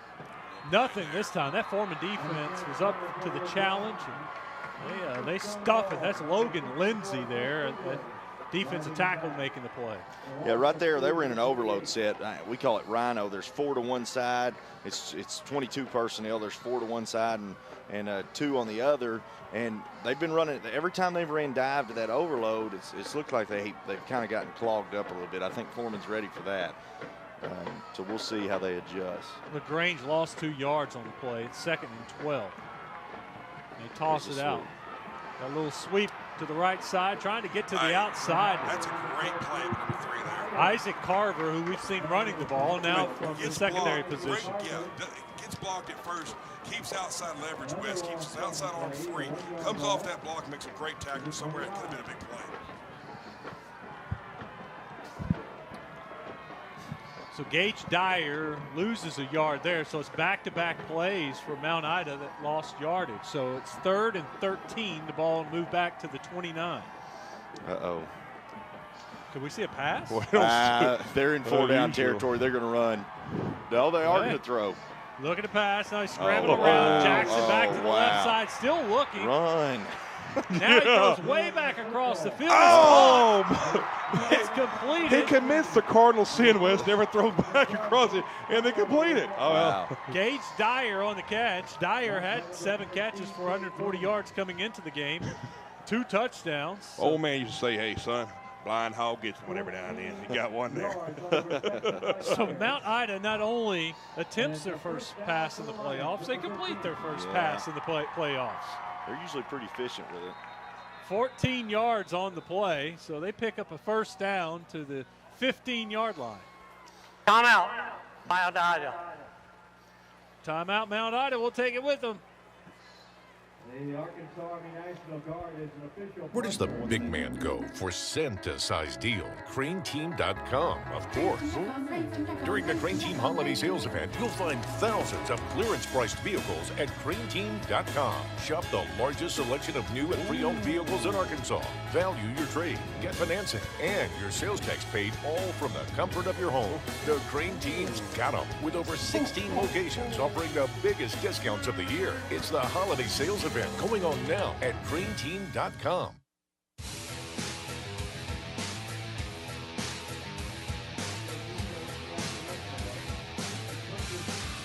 All right, so Foreman calls the timeout, or Mount Ida calls the timeout, I should say.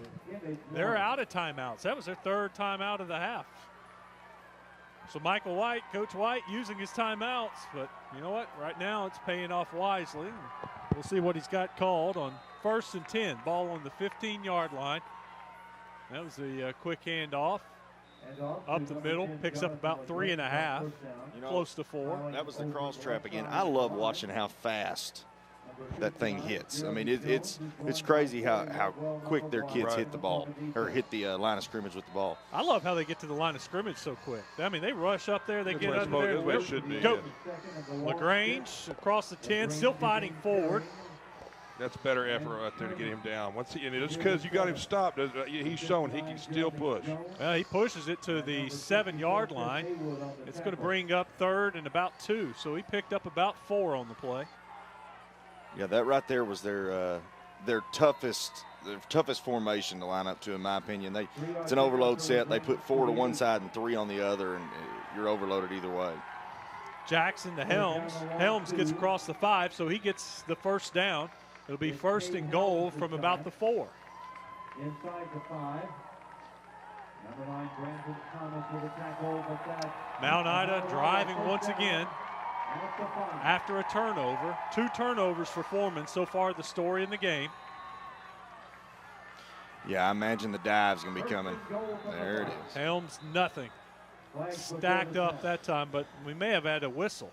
You got a flag. Yeah, I do. I see the flag now on the near side. Dead ball, false start on the offense, 5-yard penalty. That'll push them back 5. That's got to be an irritating penalty for a coach. You're 1st and goal from the 4, and now you get pushed back 5 yards. It's very irritating. It's a drive killer sometimes, but luckily it's 1st down, so you just got another 1st and 10 here, and they're going to be fine. I mean, this is the best situation to get one of those in if you're going to get one. 1st and goal from the 10. LaGrange and Helms in the backfield. Jackson keeps it. He falls forward for about 3.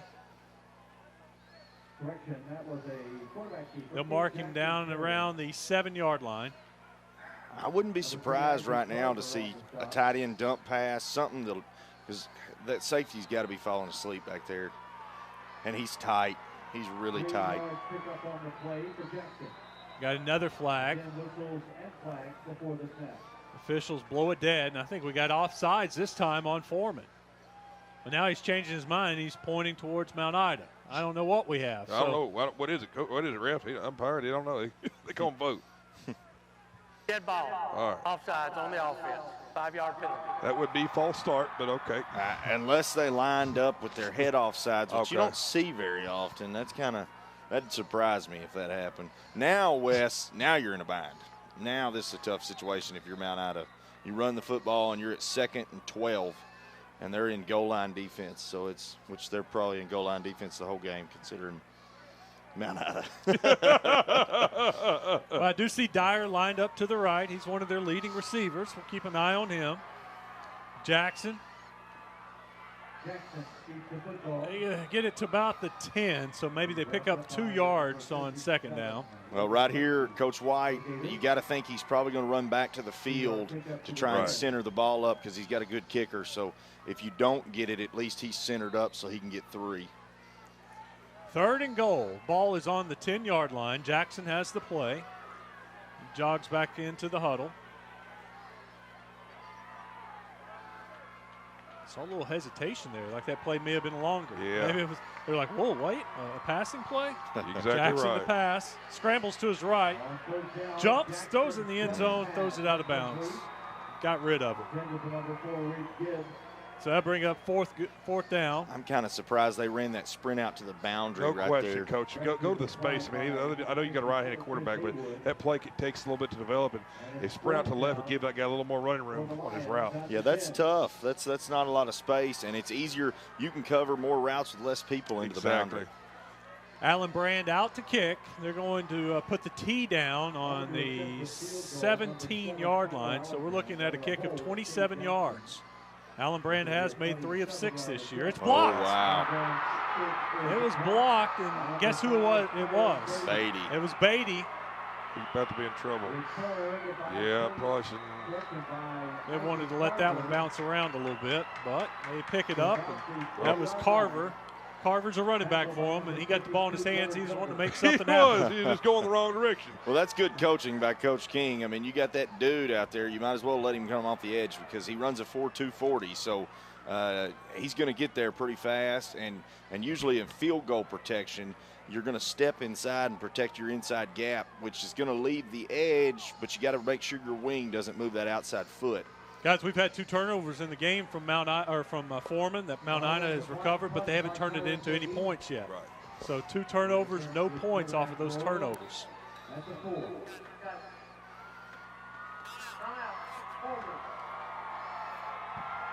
They're not going to leave those timeouts in their back pocket. I tell you, that's our 4th timeout of the first half. I'm surprised we haven't seen a tight end dump out of Mount Ida. And the way they run it is tough. They've got, with that one high safety as tight as he is, they can run a corner route, a skinny corner route with that tight end, and it'll be open. And I've seen him do it before, and it's coming. He's going to run it. But I'm surprised right there they didn't throw it at him. Foreman gets a break right there for sure. They turned the ball over twice, and Mount Ida is not going to – they're trying to capitalize on this. And I thought for sure they're going to get some kind of points out of that. They come up short, and that was a great stop for Foreman. Now, the only thing bad about this was it turned out well for Mount Ida is the field position they get off of this right here. They've got to go 97 yards right here, 94 yards. No, 96 yards. I can't add.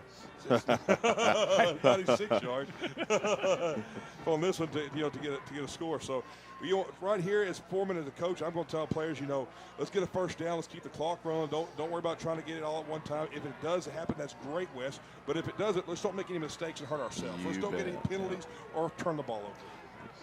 Absolutely. All right, Beatty under center. We may get to see his speed here. He's got a long way to go. Beatty keeps it right up the middle. He breaks one tackle, fighting to get to the outside. He does. Talk about making something out of nothing. Guys, he's tough to tackle. He's a stud. Okay, let's just go ahead and say it. He's a stud. And I mean, let's not sugarcoat it. So it is what it is. He's a stud. So you got to make sure your stud's got the ball and let your stud win a ball game for you. I agree with that. Well, Coach King told me he's getting recruited a little bit, and he ran a 4.24 at the Arkansas camp. And the funny story about it, he ran the 4.24. Former Razorback linebacker coach Vernon Hargraves looked at the stopwatch, said, something's wrong. I need you to run that again. So he made him run the 40 again. Guess what he clocked him at the second time? 4.24. Wow. Consistent. Beatty keeps it. Beatty fighting across the middle. Now he's into open space. Watch out. Beatty has one man to beat. He gets past him to the 50, the 45, the 40. Look at the guy go. All the way to about the 19-yard line. This has been a drive all on Kyron Beatty. Right. Yeah, that wasn't a read at all. He was pulling that the whole time. He never meshed, and I don't blame Coach King. If I was him, I wouldn't be reading anything. I'd be letting that guy go. Keep it simple too. He's not. He knows what he's doing with the ball. Pre-snap, he's not having to key anything. He's saying, "Hey, I'm getting the ball here. I'm going to try to make something happen."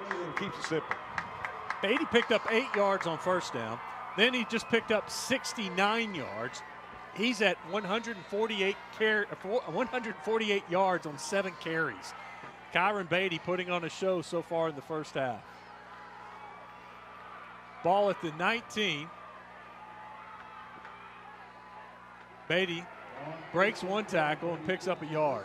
He needs a block right there, something there to help him out. Yeah, they got penetration from the get-go, play side, and you can't run load option if you do that because he's not getting any depth, or he's not getting enough depth to avoid it. Beatty bending over, sucking a little air right now. Well, it looked like on that long play he was running, that big run, he was a little bit winded, I'll be honest with you. Well, he had a long run the previous play. Remember, made 8 yards out of nothing. Yes, you're right. Ran 25 to get 8. Yeah. Hands on his hip, looking over at the sideline. They're letting him catch his breath. Play clock is now at 8.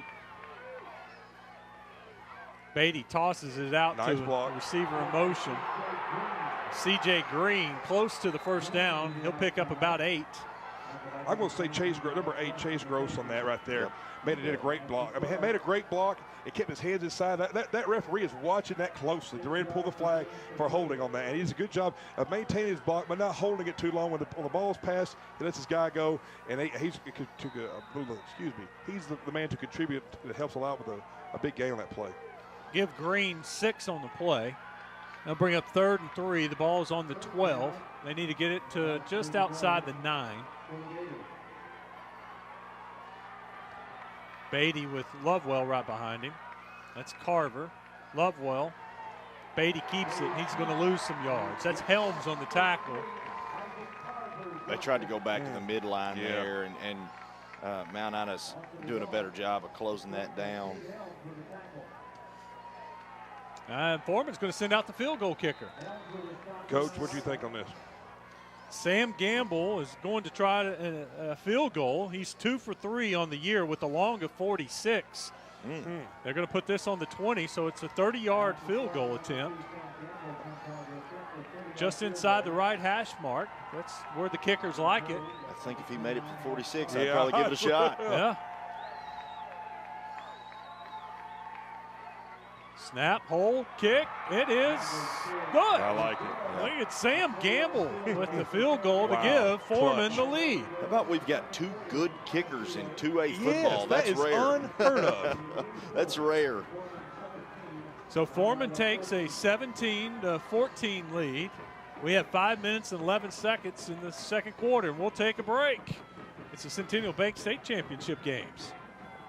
Oh, Mike. Hey, it's quite the snowman you got there. Yeah, it was quite the sail. I say big. You? I got this. And mine lights up, too. Let it pro, let it pro, let it pro with a brand new GMC. Get nearly $6,600 below MSRP on the specially equipped 2018 Sierra SLT. Or get nearly $9,600 when you trade in an eligible vehicle. We are professional grade GMC.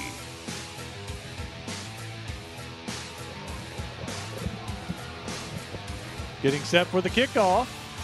Foreman takes the lead on the 30-yard field goal. Now Sam Gamble will kick off. Gamble's been kicking it to about the 5 or 10-yard line.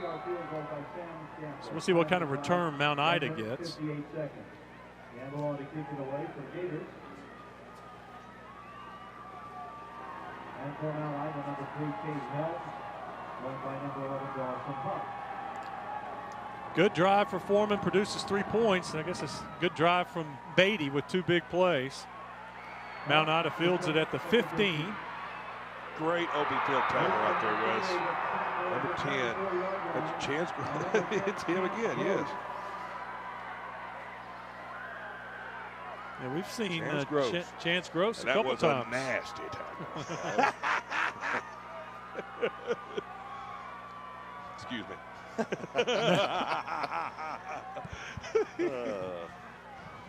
Mount Ida will take over on about the 23-yard line. They've got 5 minutes, 6 seconds, so they have time. Plenty of time. Jackson under center. Jackson right up the middle to LaGrange. LaGrange has got the first down, give him 11 yards on the carry. That was a little misdirection. I was looking outside. Yeah. I couldn't find the ball. Neither could Foreman. A different variation of their cross trap they run. Looks like they could have handed off there, and Coach is probably watching that too to see later in the game if they do that.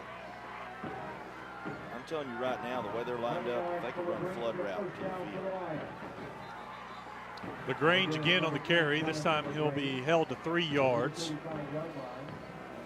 LaGrange now over 100 yards for the game. Well, so far in the game, what we're looking at right here is Fordham is right at, hey, they're surviving with the big plays, and Mount Ida's surviving with these long drives and getting first down to first down to first down.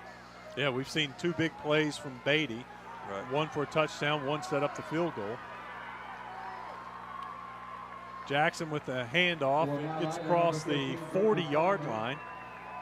Hey, that was a different running back in there that time. That was the first time we've seen Bridger Farmer carry the ball, and he comes up limping a little bit. Farmer's going to lip off to the sideline. The senior had 273 yards rushing on the season, also had 4 touchdowns. Yeah. Dyer's not in the game right now. He must have done something to upset Coach Big White. third down right here. 3rd and 4. That was the play you were calling for earlier. It's going to depend on the spot. I think he has it. Yep, that's the sweep. They cross sweep. They send the fullback opposite, and when they get in 2 wing sets, a wing slot set like that, it's usually the sweep's coming about 90% of the time. That was Forga, Luke Forga on the carry. He picks up the first down, diving forward. That's enough to move the chains. They'll mark the ball just outside the 45-yard line. The officials are discussing something right now. They're going to talk to Beatty. Looking at something like his glove. He was holding his hand out. Now we're ready to play. Not exactly sure what that was all about. 1st and 10. LaGrange is stopped that time.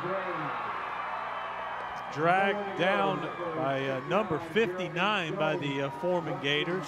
Coach, that was Jeremy Jones. We were talking earlier, Wes, about how these teams, is it scheme, is X and O's, and what me and Coach Weiner here talking about. It really boils down to how well these defensive linemen, how well they play and execute their technique.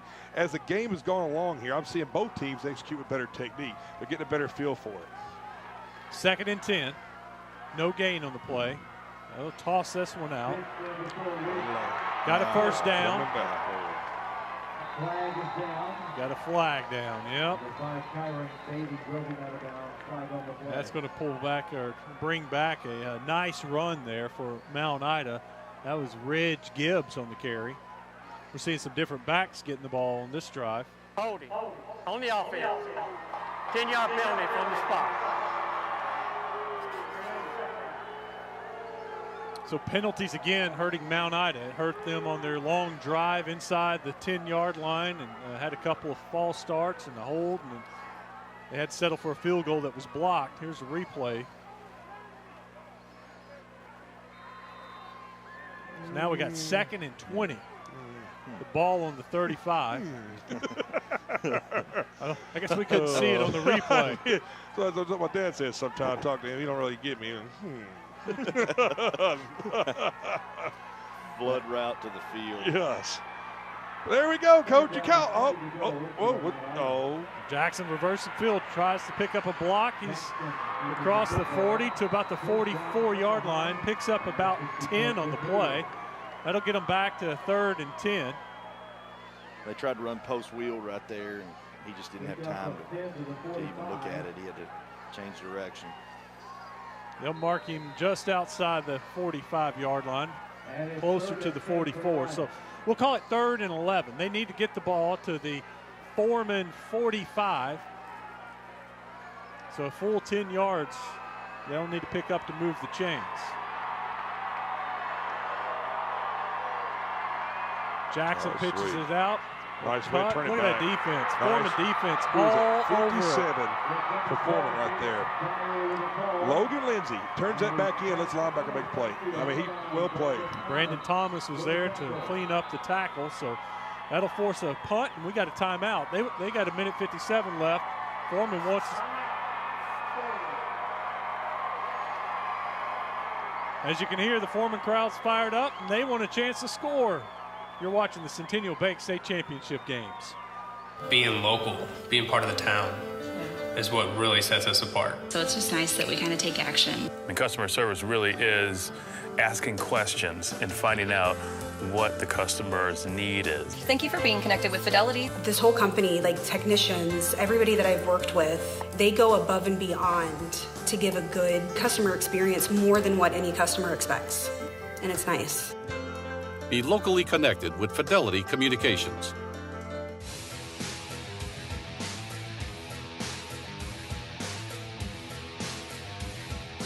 Getting ready to punt with a minute 57 left in the first half. The Gators called the timeout. They want some time on the clock to try to score and add to their lead. We got Tyler Allenbrand back to punt. Allenbrand gets it off. A better punt this time. It's bouncing across the middle. Foreman picks it up at about the 23-yard line. That's Beatty. Watch out. Well, Mount Ida does a pretty good job. They force him out of bounds at the 38-yard line, so they'll need to go 62 yards for a score. But when you got Beatty, you might as well use that timeout because he's one big play away from making something happen. Absolutely. They're going to have to make sure they key on him the whole time. Make somebody else score right here. Don't let him big play you. You surprised they let Beatty have a chance to return a punt? Well, I mean, it's high school punters and kickers. It's kind of hard to tell them to aim it one way or the other. They probably worked all week of punting away from him, and they punt it right to him by accident. Yeah. Beatty under center. Beatty pulls it, pitches it. Wow, that's really good defense. Yeah, oh, just wrap up. Great flow to the ball right there defensively. But still, they make something out of it. I mean, that's what if they can get that at that 4 or 5 yards of first down, that's a great But right play. now, Mount Ida will take that with the clock ticking. Right, absolutely. They pick up 4 yards on first down. It's 2nd and 6, but that clock continues to tick. We're at 1:20 left in the first half. Beatty's got the play.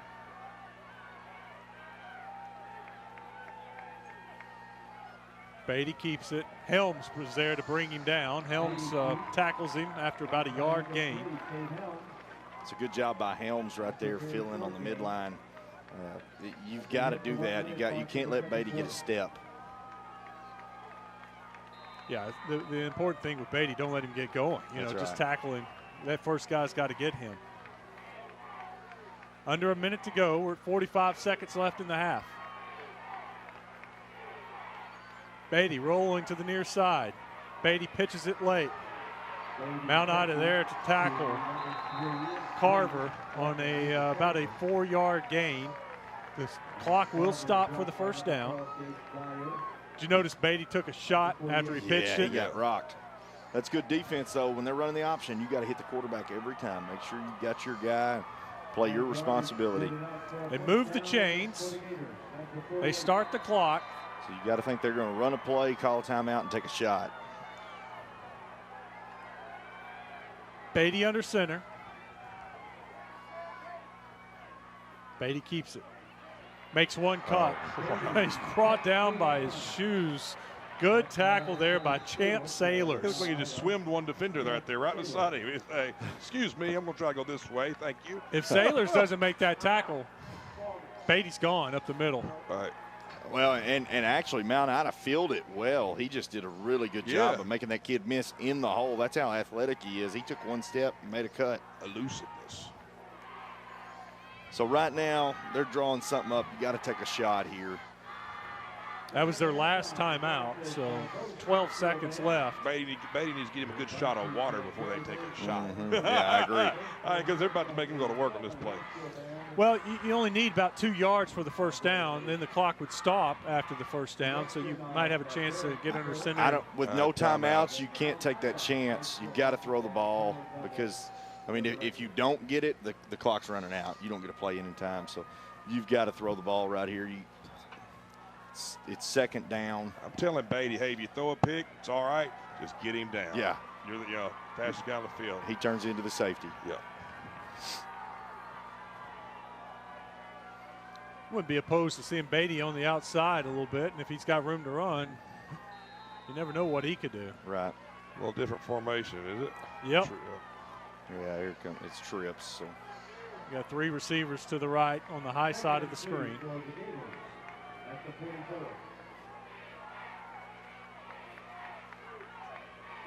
Waiting on the officials to put it into play. Is that guy who's left tackle? Is he eligible? Yeah, no, he's out.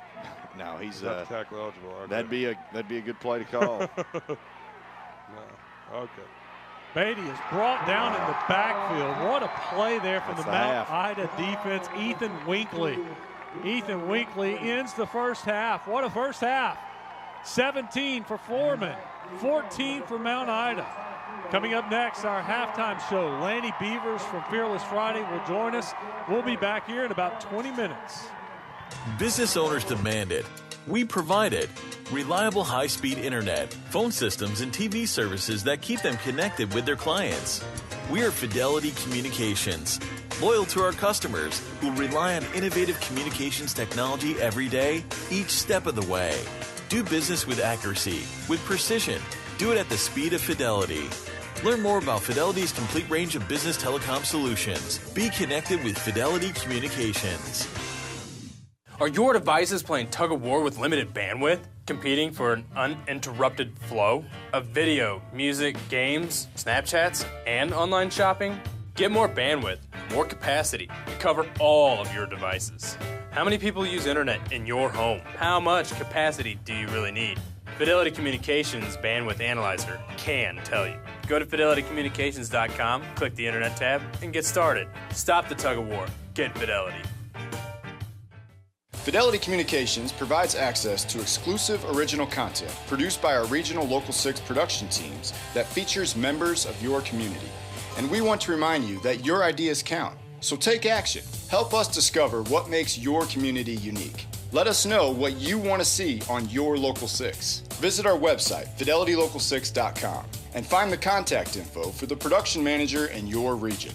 Help us make local television the best it can be by being a part of it.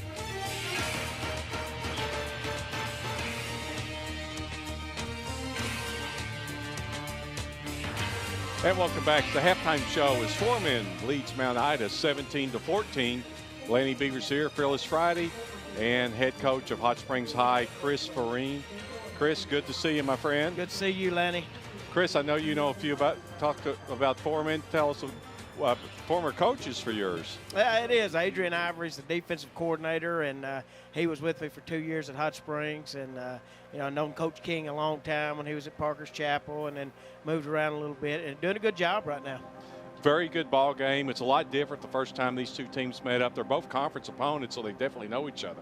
36-7, Mount Ida spanked Foreman the first time. Foreman leading right now at the half, 17-14.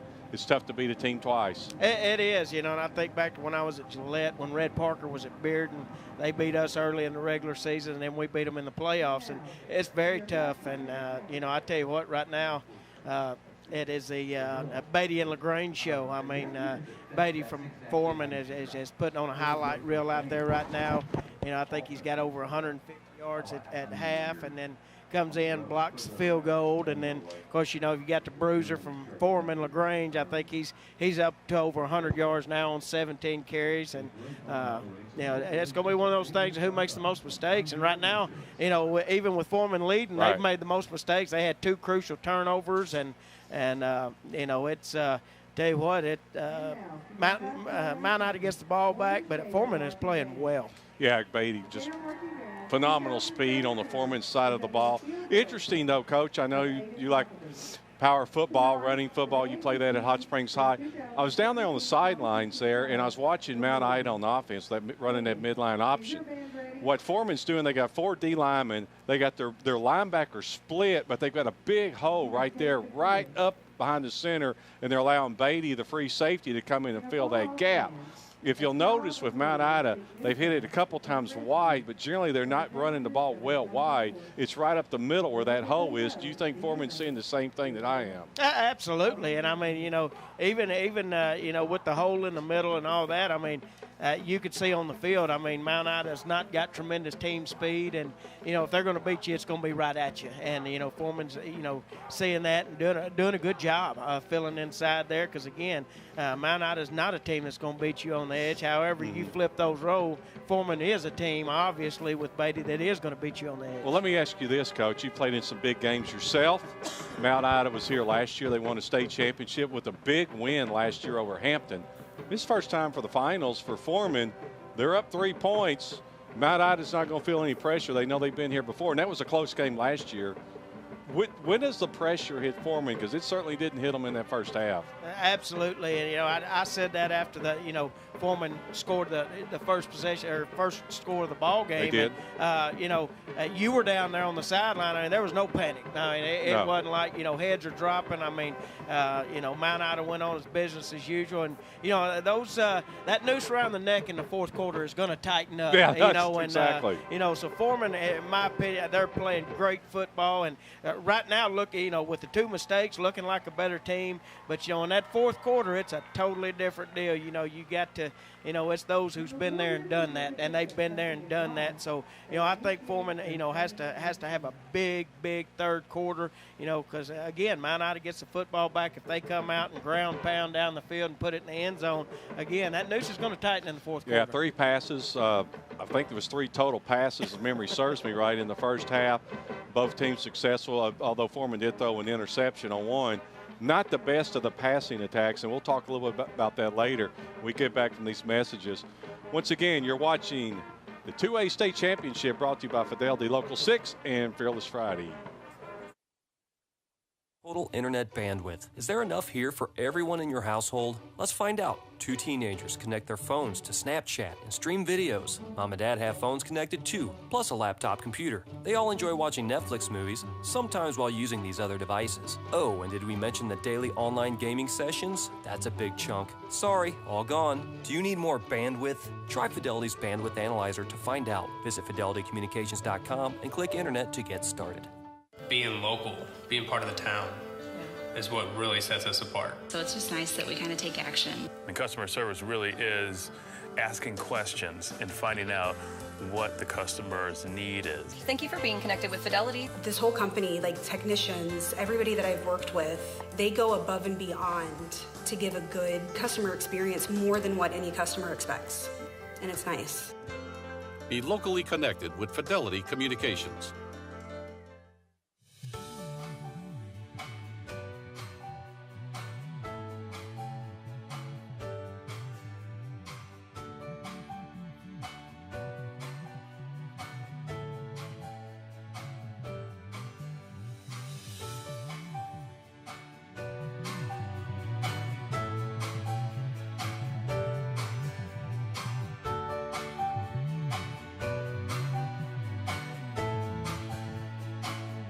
Okay, Brett, safety and car insurance. Never scored a safety. That's defense. But go on, please.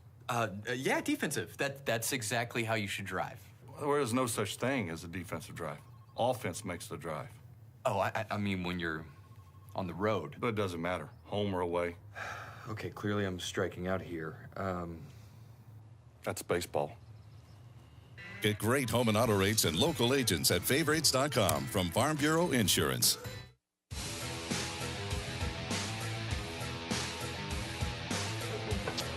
17-14 is our score. Foreman over Mount Ida. You're watching the 2A state championships. I'm Lanny Beavers, joined with head coach of Hot Springs High, my good friend Chris Farine. Chris, we were talking about the passing right before the break. There's been 3 passes. One of them was an interception by Foreman. Not the best of the passing teams out here. That is correct. You know, this may be a season high for Mount Ida. I know the last 3 games. That was the first pass they've thrown in all the playoffs so yes, far. Yes, exactly. Yeah. And, you know, you can obviously tell that neither team throws the football. Yeah. And, again, I'm probably not going to see, unless somebody gets in a clutch situation second half, probably looking at, you know, coaches are looking at each other going, this isn't good. We've got to run the football. Well, let's talk a little bit about the stats. If we look at some highlights here in this first half, and as you mentioned, just 2 great players right there.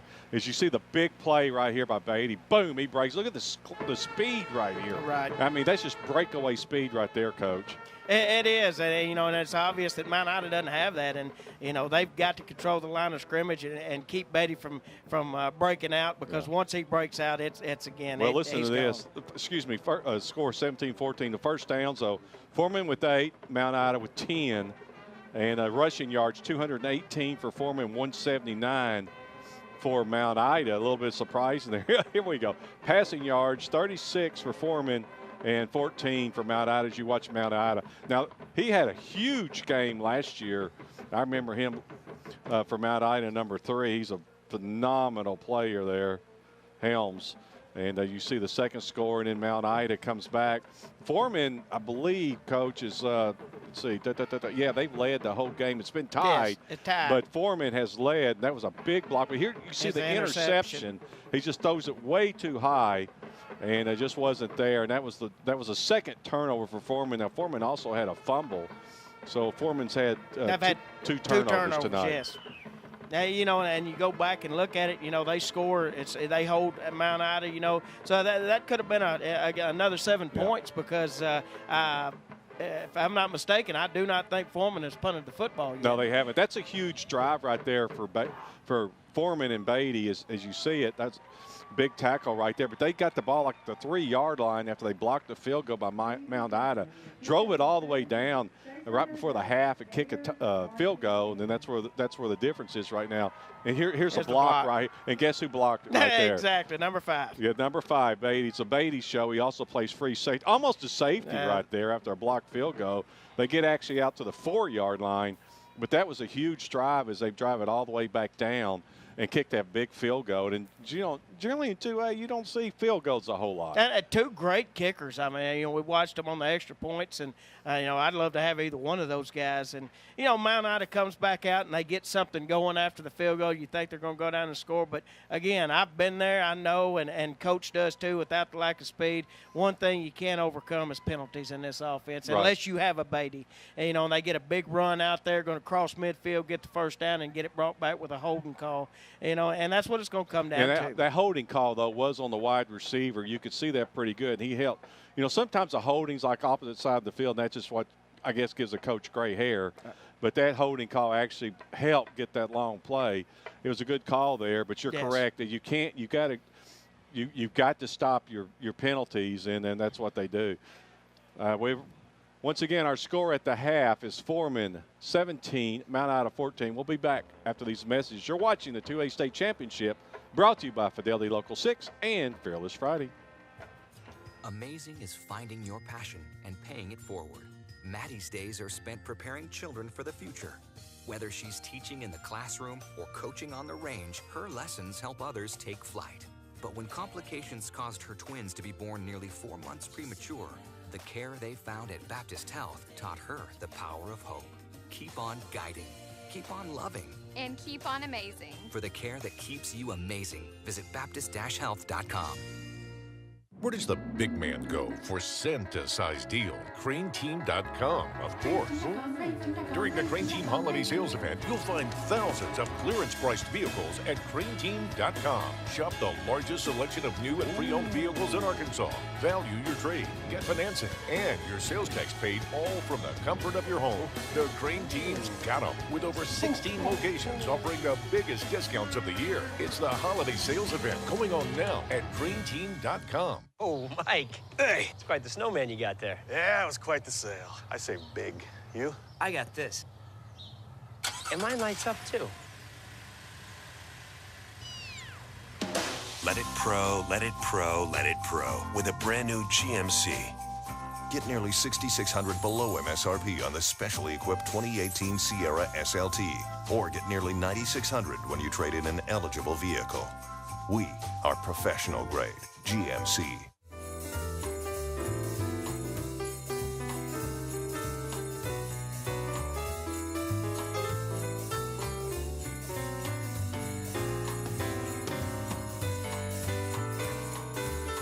During the holiday season, our activities revolve around family.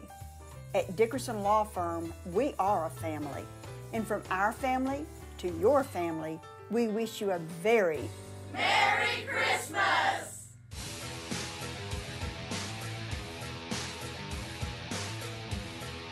And there you are. It's halftime, and we'll finish the high school playoffs. They're almost over, Coach. Foreman leading right now. Coach Chris Farine, Hot Springs High. Foreman leading Mount Ida 17-14. They're conference rivals here. This is it. I mean, all the other state championships, we've already crowned them. This is the last of the games of the 2A. Yeah, this is the end of high school football, and I tell you what, Lenny, it's turning out to be a good one, and I think a lot of people across the state thought we were going to get a repeat, a blowout by Mount Ida. Well, all the Friday night games have been except for this one. This is a very exciting football game. Very good football game, and again, you look up, and, there are two people you got to talk about. Number one is, LaGrange, John LaGrange from Mount Ida. ZZ Top Song, right? ZZ Top Song. Oh, okay. He is. Well, speaking of John LaGrange, didn't mean to walk on you though, but he's 17 carries, 200. Let's see, he's got 6.2 average, as long as 36, and 1 touchdown. Cade Helms. I remember Cade Helms. That's what I was talking about. Number 3 from last year. I remember the long blonde hair. 7.2 average. You'll take that, won't you, Coach? Absolutely. He has a long of 24. He also has a touchdown. And this guy here, Luke Forga. Luke Forga. Now talk a little bit about him. He's only had 1 carry, but he's the fastest guy on Mount Ida. Matter of fact, he's the fastest guy in 2A, evidently. He's the 200-meter champ in 2A state track meet last year, and only ran him 1 time. It was on a little jet motion sweep, and it was a huge third down conversion. Yeah, they went on to score that It was drive. a 5-yard carry, but you're saying he's got the breakaway speed that Mount Ida needs. Yes. Okay, but speaking of breakaway speed, though, let's look at Foreman here. Of course, Beatty, 13-yard average, one touchdown, a 69-yard run. That was the one after the blocked field goal, and they got the big drive there. No, actually, I'm sorry. And he also had a 50-yarder. That was his first touchdown also. Right. And I tell you, the impressive part about Beatty to me is it's not like he's running in the open field. Every big play he makes, he breaks 2 or 3 tackles. He does. He's a big kid. I've been down the sidelines watching him. Also, C.J. Green, he's got a 7.8-yard average, 16 yards was this long. He's only carried it just a few times, but that's your powerhouses right there. It's really the Beatty and LaGrange show. It is, absolutely. And, I was sitting in the stands talking to my wife, and that's what I told her. I said, if I'm Foreman or if I'm Mount Ida, it's kind of like when we had Cleo Floyd. Oh, yeah. There is no doubt who's getting the ball. Let's talk about it real quick. We only got 4 minutes. You're up, if you're Foreman, you're up 3 points, never been here before. You're only 24 minutes away from ordering championship rings. What do? You've got to come out and play good, sound football. I mean, Mount Ida, had a 36-yard run, but they are not a big play team. So, you've got to keep doing exactly what they're doing up front. Their front four are playing well, again, when you get the ball, I would think the biggest thing you tell your team, don't panic. Yeah. You're winning the football game. We've had 2 turnovers. We're still ahead. Keep doing what you're doing and don't panic.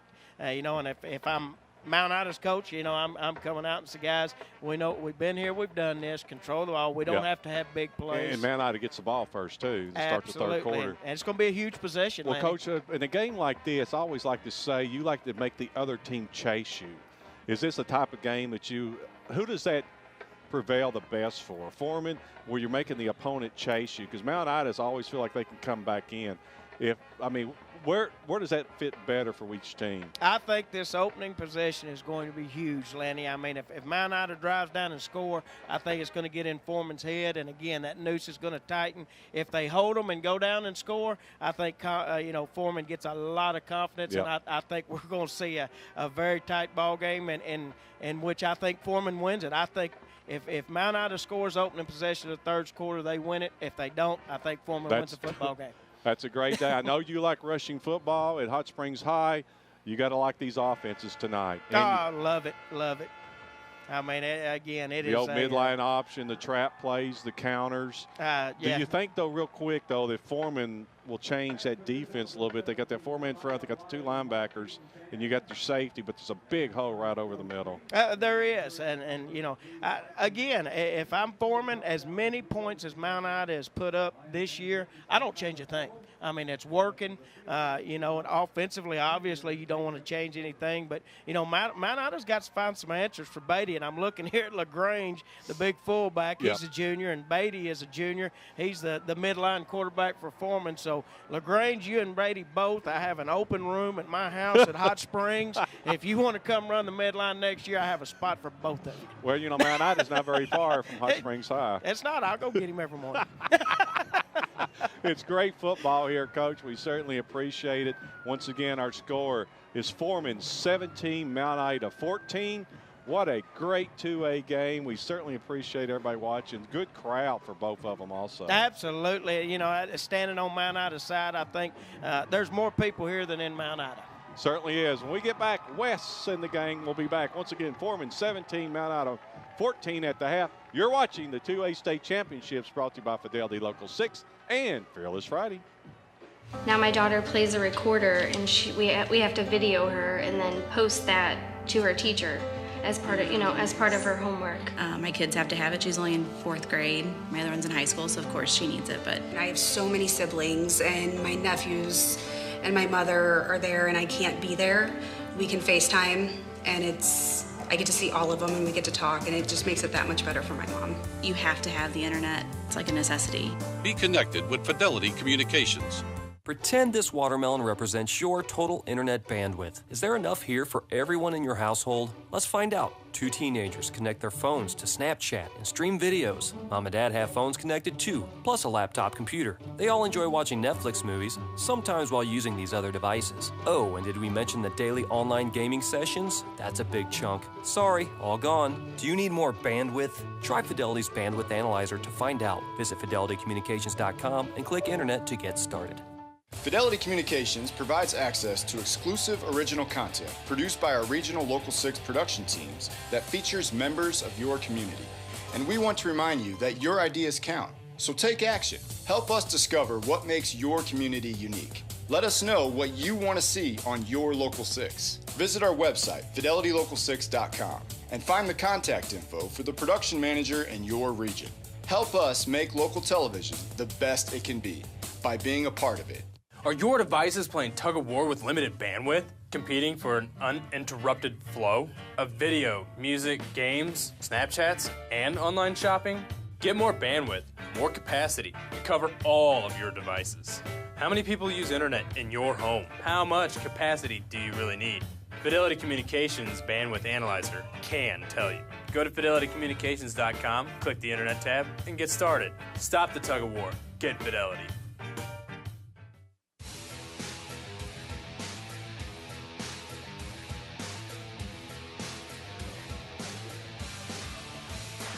Back at War Memorial Stadium, it is time for second half of the 2A state championship game. We had some stats for you, and tell you what, we already got a couple of 100-yard rushers. Mitch, you want to join us?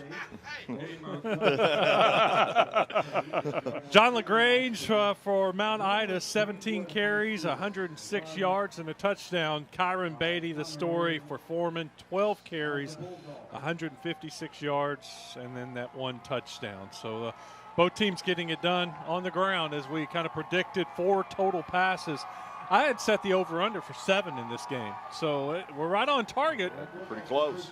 In fact, I thought when I set that over-under, it may be a little high, but turns out they're throwing it the ball a little bit. All right, first half reaction. What did you see in the first half? Well, you know, Mount Ida is doing the exact same thing they did in the first time they played. I had the film, and it's the same scheme. I imagine they'll do something a little different to slow Beatty down the second half.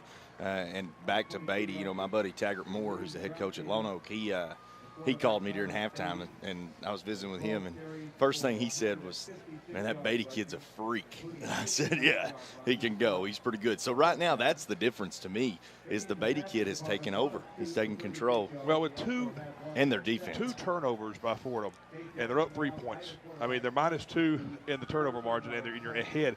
That's statistically, you don't win those games. The procedures say you're -2, you're going to lose most of the football games. They're up 3 right now. They've come up with some huge stops on defense. I've seen their defensive linemen play their technique better as the game goes along. And the way it happens with them, with Beatty, when they had to go 96 yards right there, when he's able to bust off an 89, 90-yard run, that eliminates those 13, 14-play drives. When you have a 13 and 14-play drive, you have the tendency or the more likelihood of getting penalty, getting stopped, getting a holding call, and that kills your drive. You see Mount Ida, kind of a grounded pound, 3 or 4-yard team, get penalties, and those holding penalties or offsides or false starts, that hurts them when you need to have every little yard. They're not necessarily, they can bust a big play, Wes, but they are more of the 6, 7, 3 or 4 yards in a cloud of dust type of team. We are set for for the second half kickoff. The Foreman Gators are out on the field ready to kick off. We're going to see Sam Gamble kick off. And then you got the Mount Ida Lions back there ready to receive. 2 returners back deep. Man, we had a great first half.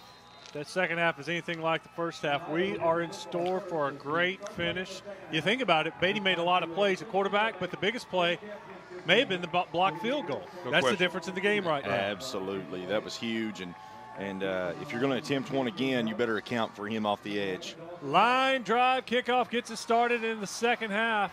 Mount Ida gets it at the 10, returns it across to about the 30-yard line, and that's where the tackle was made. A great shoestring tackle by Chance Gross. Getting it done again. So Chance Gross with the tackle, and Mount Ida takes over at about the 30-yard line. I'm really impressed with Foreman's open field tackling on kickoff. Yes. You know, kickoff's one of the hardest things to teach to high school kids, to stay in their lane, and Foreman's done a great job staying in their lane and in open field. There he is. Guess who gets it first? LaGrange, always, first play. LaGrange picks up 4 on first down. Jonathan LaGrange had the big first half, 106 yards for him. The junior, by the way, just a junior. He'll be back next year. 2nd and 6, Mount Ida quickly to the ball. Cade Jackson hands it off. This time only about a yard. Well, somebody brought the wood over there on the far side up front. I saw 21's head snap back. I think it was 90, was it 99? 99. He Davin Cross, another junior out there. Yeah, it was him. He brought it with him. Third down. It'll be about 5. They need to get the ball to the 41-yard line. See, that silent count I told y'all about earlier, right here is where it hurts you. You need to be able to hard count in this situation. Right, because it looks like Fordham is ready for it. I mean, look at him.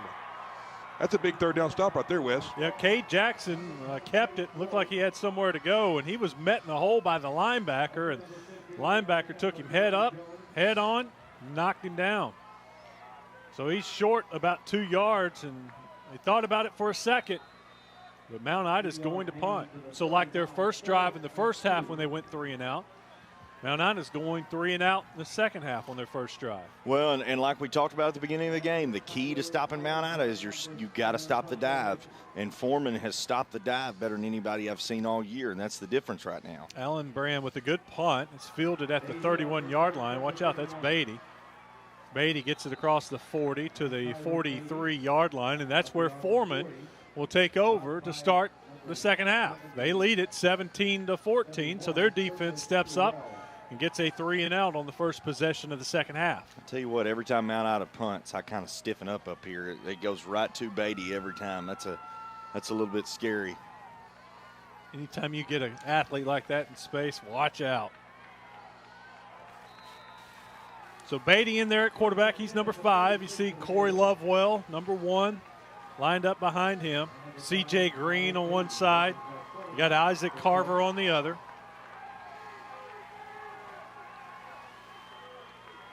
Beatty under center.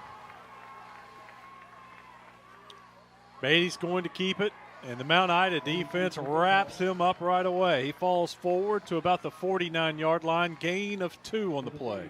Yeah, that was a really good job right there. You can tell they're going to be keying on Beatty this second half, and you've got to make somebody else beat you. Mount Ida defense tackles Beatty after a gain of 2. Beatty looks at his wristband. He's got the play.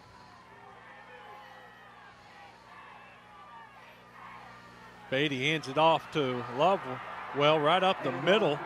Wow. Lovewell rolls to a first down.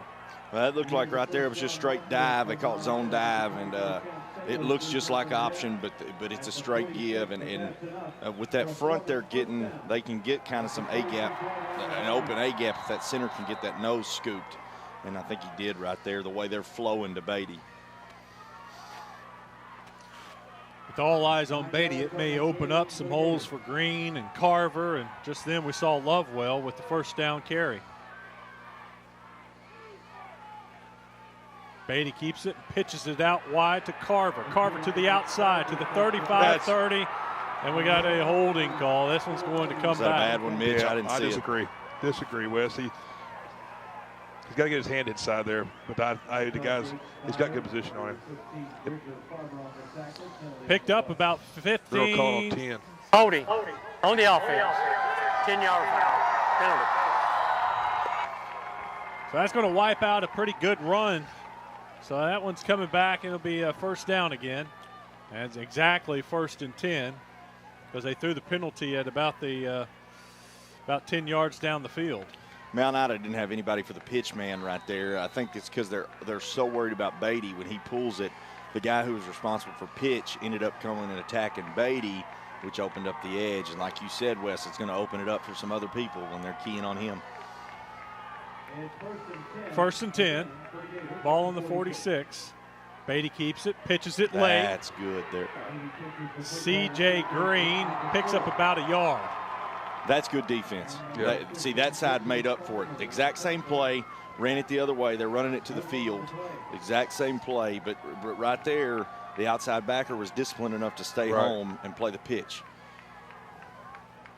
Green was able to make a little something out of nothing. Could have lost a couple of yards on the play, but Green picks up about a foot. 2nd and 9. First drive of the second half for Foreman. They lead at 17-14. Gators looking for a little redemption. Mount Ida beat them earlier in the season. Beatty, did he hand it off? Yeah, he handed it Yeah, off. I mean, it was stuffed. Beatty was stuffed. Mount Ida defense stepping up all of a sudden. Yeah, right there they were running what looked to be the mid-triple. They were going to read the 4 and pitch off the 9, which means the guy that was head up on the offensive tackle, they were reading him for the dive, and then they were going to pitch off the outside linebacker. The center gets no push, and they get stuff there too. That's the key. The center's got to be really good in this system. He's got to be able to make key blocks. If I got a head up nose, Wes, I want to give my center some help. I mean, he's got to snap the ball too. If you got a head up guy, that's a hard guy to block. I like to try to get some double teams with my guard at some point in the game. 3rd and 9. Beatty rolling to his right, looking to pass. Over the middle, it's overthrown. It's going to be incomplete. Yeah, it was just the waggle there. It looked like they tried to hit the deep post over the top. Safety didn't chase the drag route, so he covered the deep post. So the Mount Ida defense holds after Foreman's defense forces a 3 and out. So we're seeing the defenses early in the second half, maybe some halftime adjustments paying off for both teams. You know, in the day and age of high-powered offense and everybody wanting to score as many points as they can, defense still wins championships. It still comes, and both these teams have absolute fantastic defenses, and to me, that's always the difference. Mount Ida calls for the fair catch. They field the ball at the 17-yard line. That's where the Lions will take over their second chance in the second half. Cade Jackson and the Lions will come out, see if they can't get some offense going and try to tie this thing up or take the lead. You know, this drive, I'd like to see Mount Ida throw it on first down from time to time. I think you're going to have to break tendency every now and then because at some point you're going to have to throw on early downs to try and catch them off. Look how tight the safety is. Right. That's Beatty at safety. That's LaGrange on the carry. LaGrange picks up about 6 on first down. That's one of those where they let Beatty and his speed, right? They just let him flow back there at safety. Oh, yeah. Yeah, but, you know, when you get his eyes wrong, a lot of defense is a lot about eye discipline. So when you get his eyes in the wrong spot, you can still get somebody past him. Back in college, Reggie Herring used to make guys run for eye infractions. Looking at the wrong guy. He looked at me wrong one time in Georgia. I bet you I Oh, he got after me. You don't make Coach Herring mad, that's for sure. Yes, sir. No, sir. I made him mad. Great story one day when we got a lot of time. LaGrange again on second down. He picks up about 4 more. He's close to the first down marker. They're going to mark him down just short. It's going to bring up 3rd and about a foot. That was a simple play call right there. I bet they went in and said, we're going to hand it up to LaGrange up the middle. And LaGrange up the middle, he gets the first down. The ball is going to be marked just outside just inside the 30, but that's a first down for Mount Ida. Well, right there, they got an overload set, and A gap was wide open, and I'm not sure B gap wasn't open. They had a lot of space there in the middle, and Foreman did a good job filling. But when you leave that much space on 3rd and 1, they're gonna get a yard. So first down for Mount Ida. This time Jackson keeps it. He's to the right side. Tries to get to the outside. My goodness, what a great play. Isaac Carver on the tackle, showing a little speed to chase down Jackson. He turned his shoulder, and then you don't want everyone to turn your outside shoulder into on the play, Wes, but he sees it, he recognizes it, turns back out, and is able to save the play. He's had several shoestring tackles that save for them from having given up a really big play several times this game. Look at the replay. Guys, Jackson's hurting. Yeah, Jackson, you can see it on the replay. I don't know if it's with his legs or if he landed kind of like funny. A shoulder or collarbone. Yeah, I put some tape on it. That's right. Well, what a tackle. Looked like Helms was going to break through the middle and had some room to run, but he's kind of pulled down backwards. 99 again. Yeah. Kind of a monster in there. That kid's good. Davin Cross. He just grabbed him by the shoulder pads and by the sleeve and slings him down. So 3rd and 7 after Helms picked up about 3 yards. And LaGrange fighting forward. He's close to a first down. It's going to depend on the mark. And once again, they kind of dragged him down backwards. I thought LaGrange had somewhere to go. Was that Cross again? I couldn't tell, Wes, but I know one thing. No brainer. You got to go for it right here. Here's a look at the replay. It's the state championship. If you can't get 6 inches, you don't need to win. That was Cross again on the tackle, dragging him down. So it's 4th and about a foot. Easily, LaGrange picks up the first down. That's when you know you're good up front and you're good in general. You know who's getting the ball. You know what they're doing. Right. You still got to stop it. But not only did he get the first down, he picked up about 4 yards on the play.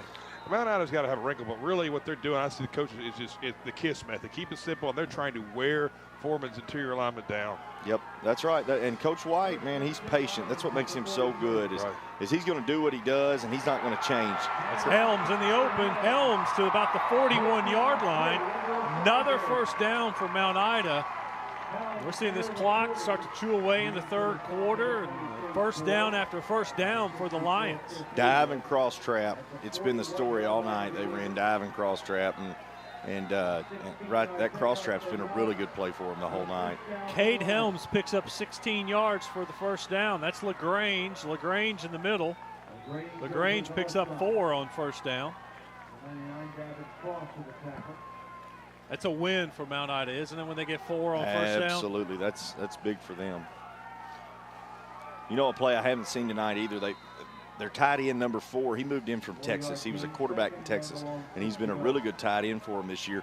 They'll run a tight end sweep with him, and you can tell he's going to do it when he's off the ball, but I haven't seen it yet. It's Ridge Gibbs. This is LaGrange. LaGrange is met at the 35-yard line and pushed back. So he'll pick up 2 on the play. They'll bring up third down. Third and about 5 to go. Now I'd have to think they're in 2-down territory anyway here. No question. I think right here, they're probably going to run dive 2 plays in a row to LaGrange. And I could be wrong, but I mean, that's Helms. Cross trap to Helms. Helms is close to the first down. I think he has it. The ball's going to be marked just short of the 30. Once again, Cade Helms. Dive and cross trap all night long. And I think you might can hear the Mount Ida crowd. They're starting to get a little fired up. This is Mount Ida football right here. Absolutely. This is what they're good at. This is what the Lions do. There ain't nobody more proud of them Mount Ida right now than that guy down there in them overalls. Short sleeve shirt. Get her done. 1st and 10. LaGrange nowhere this time. LaGrange swarmed by 2 Gators. I see 57 there, Logan Lindsay. We've called his name several times tonight. Lindsay from that defensive line spot came into the game with 71 tackles, 6 sacks. Not many chances for a sack in a game like this. Logan Lindsay pulls down LaGrange. They lose. They're going to make moving backwards about a half a yard. So 2nd and 11, the ball on the 31. They need to get the ball to just about the 20-yard line for the first down. 2 minutes and 15 seconds in this third quarter. Fast-moving quarter until now. Mount Ida calls their first timeout. We'll take a break with them. You're watching the Centennial Bank State Championship games brought to you by Fidelity Local 6 and Fearless Friday. Being local, being part of the town is what really sets us apart. So it's just nice that we kind of take action.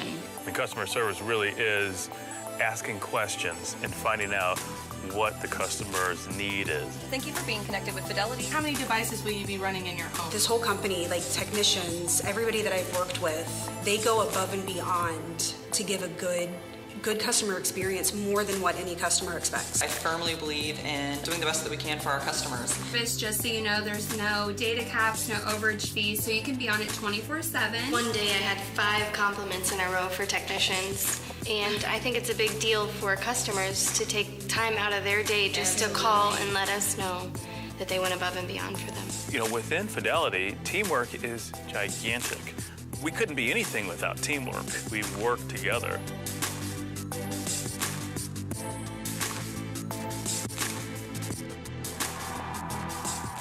It's the 2A state championship game between Foreman and Mount Ida. We're in the third quarter. Mount Ida driving, trying to tie it up or take the lead. They face 2nd and 11, the ball on the 31.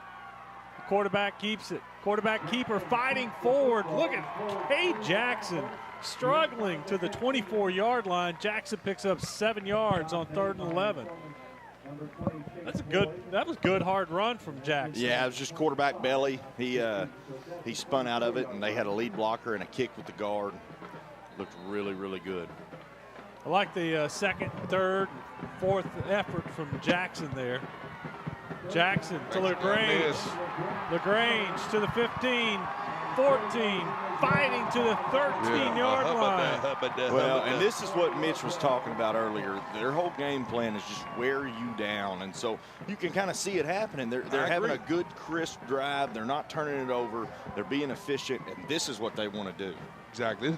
Yes, this is their game plan right here, Drake. You're right. There's your overall guy down there. He's fired up. He's moved in. Well, he falls on wherever they go with.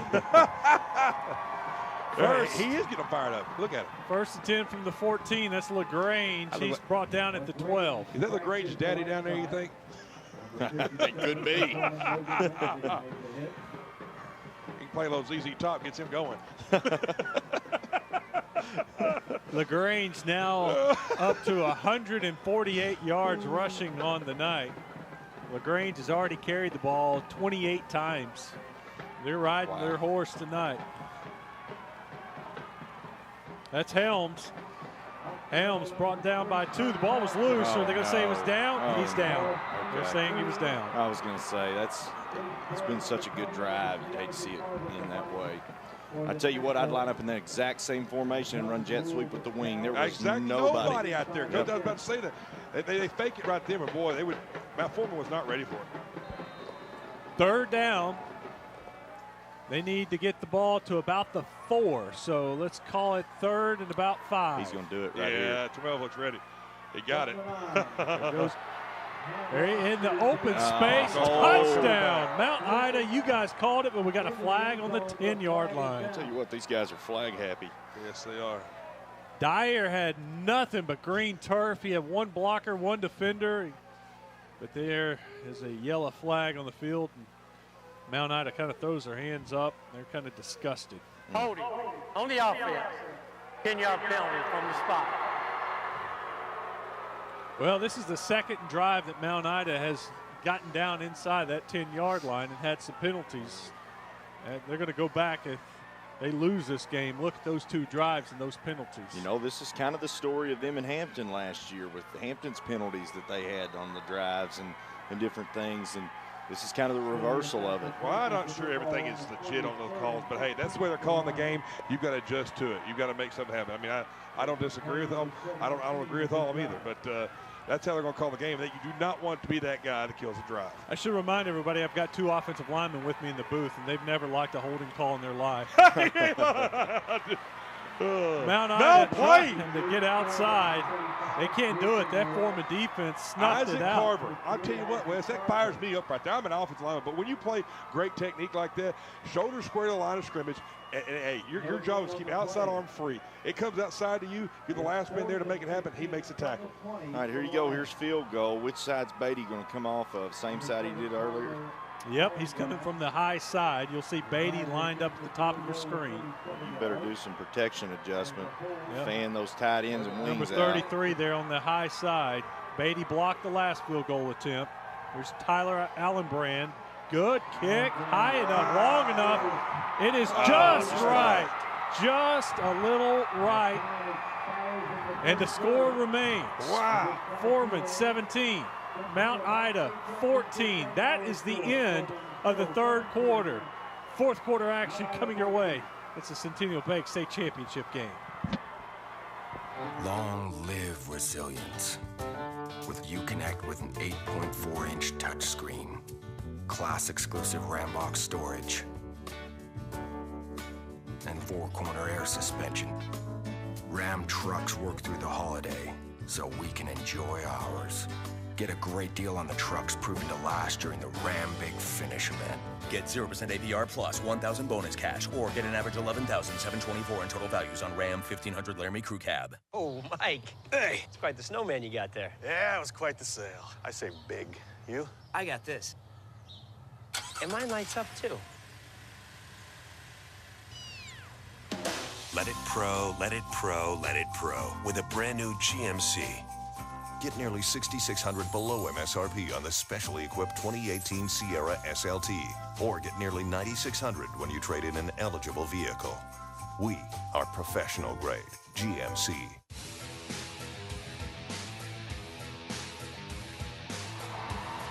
It's the start of the fourth quarter. Foreman leads at 17-14. They have the ball on the 20-yard line. Lanny Beavers is down on the sideline. Lanny, you've been there. You've seen the holding calls out there on the edge. What'd you think? It's not your offensive lineman, it's the wide receivers. Both times the flag's been thrown, it's on the wide receiver. Dadgum skill guys, Wes. Worry about catching a touchdown. Worry had a block. Get out Gators there and block somebody. with Beatty under center. Beatty keeps it going over the left side. He's got 5. He's got 10. Beatty with the first down. When he puts his foot in the ground and decides to go north and south, he gets there quick. Yes, he does. Boy. And he's strong enough to, Yes. to keep fighting forward. He's a really good player. I got to think the offers are going to start rolling in for him at some point.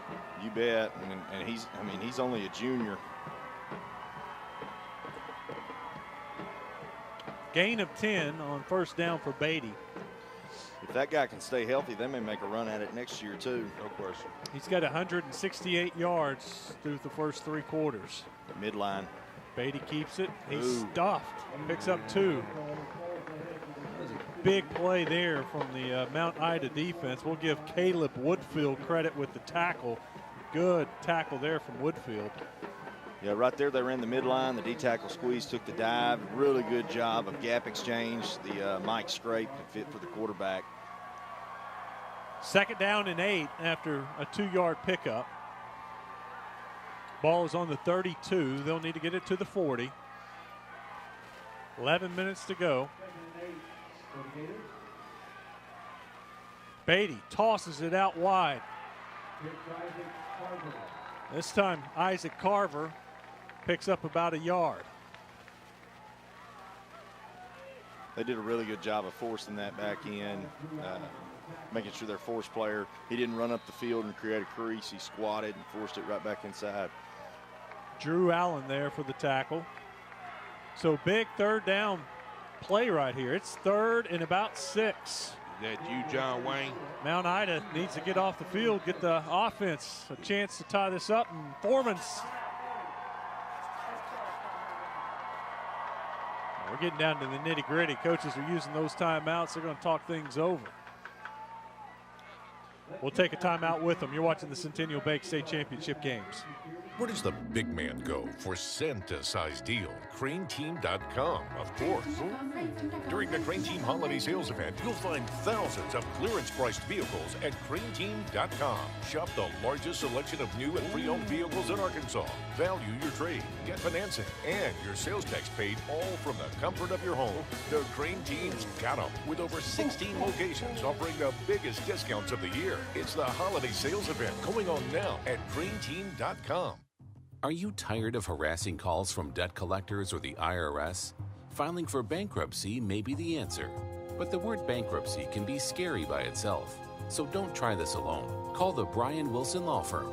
With no money down on attorney's fees, they'll get right to work, stopping wage garnishments, repossessions, foreclosures, even the IRS. Don't spend another sleepless night hoping for a solution to your financial problems. Call the Brian Wilson Law Firm today. 3rd and 6 for the Foreman Gators. They need to get the ball to the 40-yard line. Beatty under center. Watch for a slant right here. Carver in motion. Carver with it. Tries to get to the outside. He is hauled down. Mount Ida defense led by Bridger Farmer gets it done. Mid-triple, and guys, the reason I said that about a slant, Mount Ida was playing outside leverage. They had really wide spacing with this split. And Mount Ida was playing, their corner was playing outside of that receiver, and the outside linebacker was all the way inside the hash. There was a ton of space. But that's not what they do. They run the ball. Bridger Farmer was there to make the runner. Carver cut it back up to the middle, and as soon as he did, he was met by 3 Mount Ida Lions. And now Foreman will have to punt. Where's the three? We haven't seen a whole lot of punting from Foreman. Sam Gamble in to punt. Mount Ida has one returner back deep. He's going to catch the ball at the 30, quickly up the field, and brought down at the 38-yard line. That time for Mount Ida, returning the punt was Cade Jackson, the quarterback. So you put a sure-handed man back there, the quarterback, to return the punt. He gets what he can, and he gets down after an 8-yard return. So Mount Ida with the ball on the 38-yard line. They're down 3. Plenty of time. With 9:20, with this amount of time in this game left, in the fourth, right now I say it's anybody's ball game. Well, who executes, who doesn't turn the Mount ball. Ida's they need to do something right here. They may get this possession and one more. Uh-huh. You're looking at, with 2 running teams, this clock could tick off very quickly. Pick up about 1.5 yards. They'll mark it down at the 40-yard line. And I'm telling you guys, I feel like first down, throwing the ball on first down is at some point, it's going to catch them off guard. I agree. If they would do it, they could capitalize on it. It ain't got to be no long bomb either. That's right. Just a little corner route to the tight end, flood route. Helms picked up maybe 2 on that play. There's so much space up there. That's LaGrange fighting his way across the 45 to the 46-yard line. He'll pick up about 6 on the play. That'll bring up a big 3rd down play. 3rd and about 3. Big 3rd down. Man, I mean, the way they've been pinning their ears back and going, I think if you can hard count them, I've said it all night.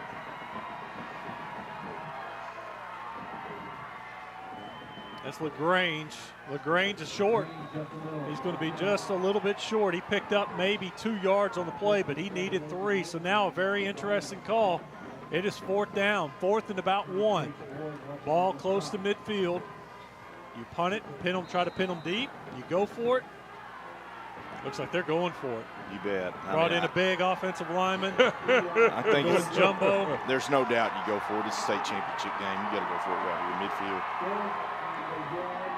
And he gets it. That's LaGrange. I don't think anyone doubted who was about to get the ball, but LaGrange goes over, looked like his guard, and picks up about 3. Well, let's do one thing for sure. Mount Ida is not panicking. Boy, LaGrange is down home. It's your meat and potatoes, your bread and butter, and he's sure thing. He's your steamroller right here. Feed the guy that got you here. Yeah, feed me, Seymour. Ball across the 50-yard line, 1st and 10. Oh. All kinds of misdirection on that play, but it's Helms who ends up with it, and he picks up 5 yards. Where was 64 lined up right there, Midge? Was he a defensive tackle? Wow, don't give me line. He got a good hit. Jokers. I'd run trap at him right now. 2nd and 5. That's LaGrange. He falls forward, picks up probably 2.5. I'll bring up 3rd and about 3. 7 minutes left in this ball game. You're right, Mitch. This is what Coach White, this is what makes him good. Is no panicking. And he's behind. Tick-tock, doesn't matter. I mean, staying disciplined is some of the hardest times to do when you get behind a football game. And not sticking to what got you here and not staying true to yourself. And that's exactly what Mount Ida's doing. Cade Jackson breaks the huddle. He's under the center. Ooh. Jackson is hit as he's trying to hand it off. The running back stretching the ball forward. He doesn't get anything. He was stuffed. Nothing on the play. 4th down. I'm telling you a hard count right now. I mean, the way they are coming. You can't help yourself. I agree, though. It's just, hey, we run a lot of hard counts at Des Arc, and to me right now is a perfect time. Right. If you can hold your water. Mm-hmm. 4th and 3 and really a half. They got the ball on the 43. They need to get it to about the 39 and a half. Coming near side, trying to get to the outside, but Beatty is there. Beatty makes the tackle for a loss. Came from the safety position. They're playing him at about 7 or 8. There he's tight. And he is fired up, Wes. He should be. Beatty just looks like he was shot out of a cannon. Makes the tackle in the backfield. Beatty with another big play. He's blocked a field goal. He makes a 4th down stop, and oh yeah, he's run for 170 yards tonight. So now a must stop for this Mount Ida defense. They have to get the ball back. 5 minutes, 59 seconds to go.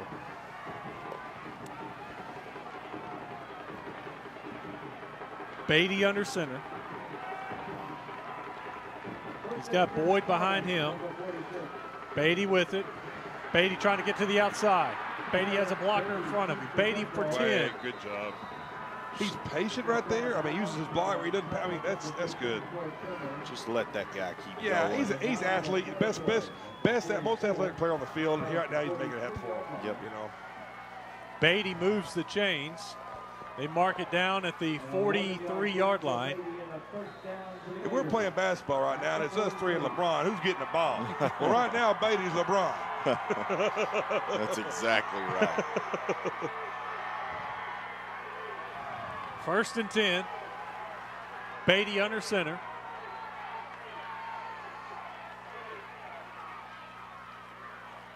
Beatty handed it off to Chase Boyd. The fullback goes right over the center. Gets it inside the 40. Eat the clock. Don't turn the ball over. Hold on to it. Don't let them strip it. I mean, even if they don't score here, they're going to eat some clock off. I'm going to try to snap this thing with about 5 on the clock. I know it's only 5 minutes out, but really you need to be in 4-minute offense mode right now. Yeah, every little bit counts, yes. And let's face it, Mount Ida is in a fast strike offense. They need several minutes. That's why you've got to grind it, and that's what they're doing. They're doing it. Beatty hands it off, and it could have been fumbled. What a hit from Ethan Winkley. Yeah. That's the second time Winkley's come up big.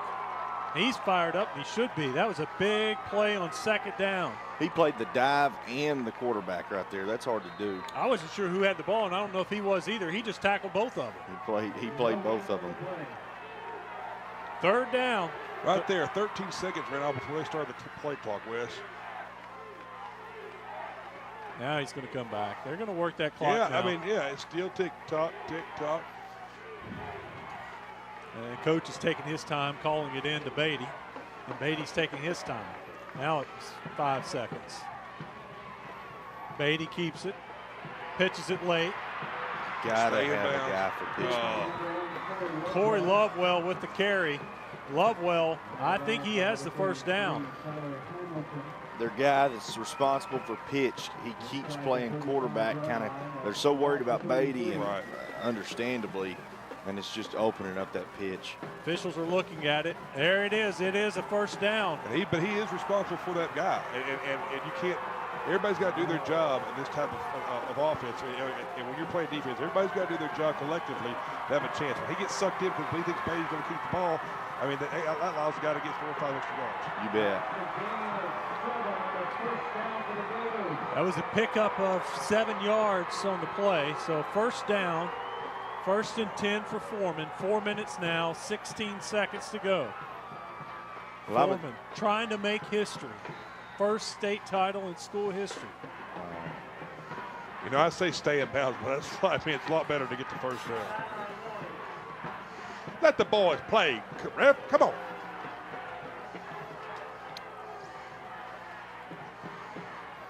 You know, right there on the option, 24, the outside linebacker, and Helms, the Mike. 24's got to have the quarterback's outside hip. The Mike's got to have the quarterback's inside hip. The D-tackle's got to take the dive, and the outside backer should take pitch. That's a perfect world. Beatty. That was well played there. And we got a face mask. I think Helms may have got his face mask. We have several flags down.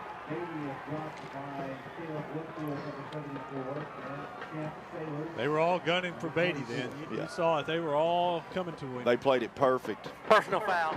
Face mask on the defense. 15-yard penalty. So the penalty's going to cost Mount Ida here. I'm looking at the penalties right now. And that's been a story for them. Costly penalties. They had 5 penalties for 36 yards before that one. That'll be their 6th penalty of the game, and several of those penalties were drive stoppers in the 1st half. So 1st and 10 for Foreman. The ball on the 20. Mount Ida desperately needs a stop. Time is becoming an issue for Mount Ida. 6 seconds. Play clock. Yeah, Beatty's taking his time. just gets it off. Beatty to the 20, got a blocker, Wow, 15, he's 10, gone. 5, touchdown, Foreman. They got an overload and just ran the load option right there. Wow. They were in an overset. They had an extra hat. Yes. And Mount Ida had the same numbers over there that they had before they added that hat. So anytime you get a numbers advantage. Wes, how about this? What was the final score of the first regular season game when they got beat? 36-7? Exactly. And now look where we are. What great effort, great performance by both teams tonight. But for Foreman to come out and have the many turnovers they have and be up right now is a great. They're in a great position right now with 3:39 left in the ball game. Beatty just would not be brought down, and then his speed gets him into the end zone. Sam Gamble for the extra point. Gamble's kick is up and good. Foreman leads at 24-14 with 3 minutes and 39 seconds to play in the 2A state championship game. It's good to be home. Everyone can't wait to see you. I guess they couldn't stay up. To all military members stationed home and overseas, happy holidays from America's best-selling brand. During the Ford year-end sales event, take advantage of these exclusive holiday offers, like 0% APR for 72 months plus $1,000 cash back, plus special offers for all military personnel. Hi, I'm Missy Gibson. At John Gibson Auto Sales, we offer our customers the opportunity to buy almost any vehicle. We have over 900 cars, trucks, SUVs, motorcycles, ATVs, campers, performance trailers, and boats. We will finance your purchase in-house regardless of your credit history. You can actually make your purchase from home or on the go. Simply go online to johngibsonautosales.com and take a virtual tour of our inventory. We call it shopping made easy. See you soon at John Gibson Auto Sales, in person or online.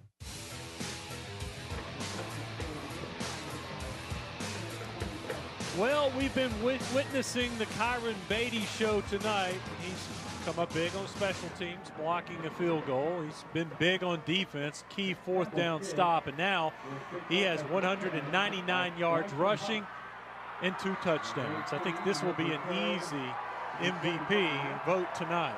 Absolutely. I mean, it's been impressive what he's done. But I tell you, like I was telling you guys during the break, the thing I'm most impressed with is the Foreman defense. How about Coach King and the game plan these guys came up with? Exactly. I mean, after losing the way they did the first time and making your kids believe they can win, and these kids had a chip on their shoulder, and they've proven a point. They've really bought into his system, and he's obviously coaching the right way. They listen, and he's getting the point across to his players. They've made adjustments throughout this thing, Coach, throughout this game, and the players have responded to their adjustments on the fly, and they've done a great job. Now in at quarterback for Mount Ida is Ridge Gibbs. He's more of a passing threat. Gibbs, so keeps it and rushes over for about a yard on first down. You got to start throwing the ball. Yeah, I don't know why they did. I mean, you're down 10. You got to start. I know you do what you do, but there's a point where you're out of time.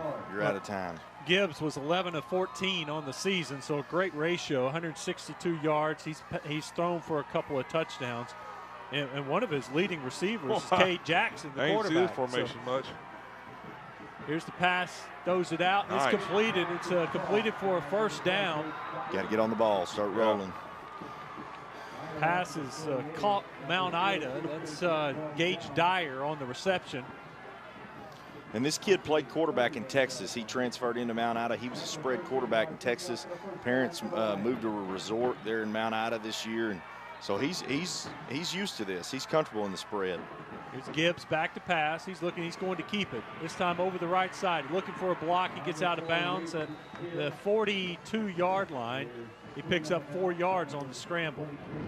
It's a good play. There's nothing there. Get out of bounds. Yeah, I made that decision quick. You know, didn't sit in the pocket too long. I like this guy. Player down for the Gators. He's on the 35-yard line. He's getting up now.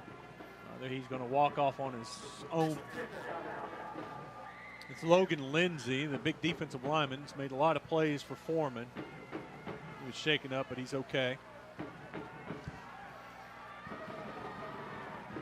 So Gibbs back in the shotgun.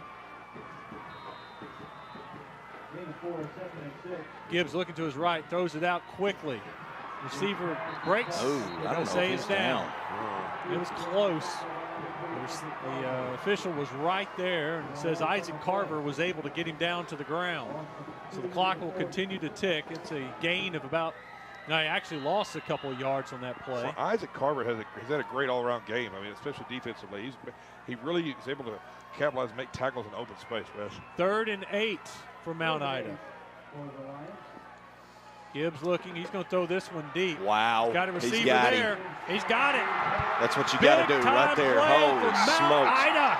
Wow. How about that, Coach? That was awesome. Jackson. How about that ball? I mean, that was on the money. I'm thinking, hey, he should be a quarterback all game, but I'm not the coach. That kid was playing 10 yards off, guys, and Jackson outruns him, outside release, outruns him. And that quarterback goes to strike. Yes, perfect. Quarterback to quarterback. Man. How about that connection? Ridge Gibbs to the running quarterback, K. Jackson. And Jackson, that's not his first receiving touchdown. As I said, he had 7 catches for 106 yards coming into the game. That's his 2nd touchdown of the season. So now Tyler Allenbrand on for the extra point. And hold on just a second. We got a game. Well, here's the deal, guys. During the week, when you're getting ready to play Mount Ida, you're not going to spend – we'll talk about it when we come back. Allenbrand's kick is good. It's 24-21 with 2 minutes and 10 seconds to go. Amazing is finding your passion and paying it forward. Maddie's days are spent preparing children for the future. Whether she's teaching in the classroom or coaching on the range, her lessons help others take flight. But when complications caused her twins to be born nearly 4 months premature, the care they found at Baptist Health taught her the power of hope. Keep on guiding, keep on loving, and keep on amazing. For the care that keeps you amazing, visit Baptist-Health.com. Here's a look at the big play. Ridge Gibbs in at quarterback, fires it down the field, and K. Jackson hauls it in and gets in for the score. That is exactly what they needed. 60 yards for the touchdown. Now we see an onside kick. Yeah, I think you've got to right here. I mean, there's no question you have to. Back to the pass, though. When you're prepping for Mount Ida, you're not prepping for their spread stuff much. You've got to do a little bit of it, but you've got to try and stop what they do best. So you're spending the week working on the dive and all those things. Oh, wow. Here we go. Quick kick up the middle. It looks like Mount Ida is not able to recover. That's Foreman. Number 2, Sam Gamble, their kicker, falls on it right at the 50-yard line. Well, Mount Ida's got 2 timeouts left, and there's 2 minutes, so you got to think you can't let them get a first down right here. You call the timeout after 2nd and 3rd down, and hope you can take another shot like earlier. May see Gibbs one more time, see if he can connect with K. Jackson. 2 minutes, 9 seconds. So basically, they need to get a 3 and out. Yep. Foreman needs 1 first down. Beatty under center. Kyron Beatty fakes the handoff. He keeps it. He's trying to get up the middle. He's met about 3 yards down the field. They're going to go ahead and use their timeout now. That's the 2nd timeout for Mount Ida. We'll take the timeout with them. You're watching the Centennial Bank State Championship game. Oh, Mike. Hey. It's quite the snowman you got there. Yeah, it was quite the sail. I say big. You? I got this. And mine lights up, too. Let it pro, let it pro, let it pro with a brand new GMC. Get nearly $6,600 below MSRP on the specially equipped 2018 Sierra SLT, or get nearly $9,600 when you trade in an eligible vehicle. We are professional grade GMC.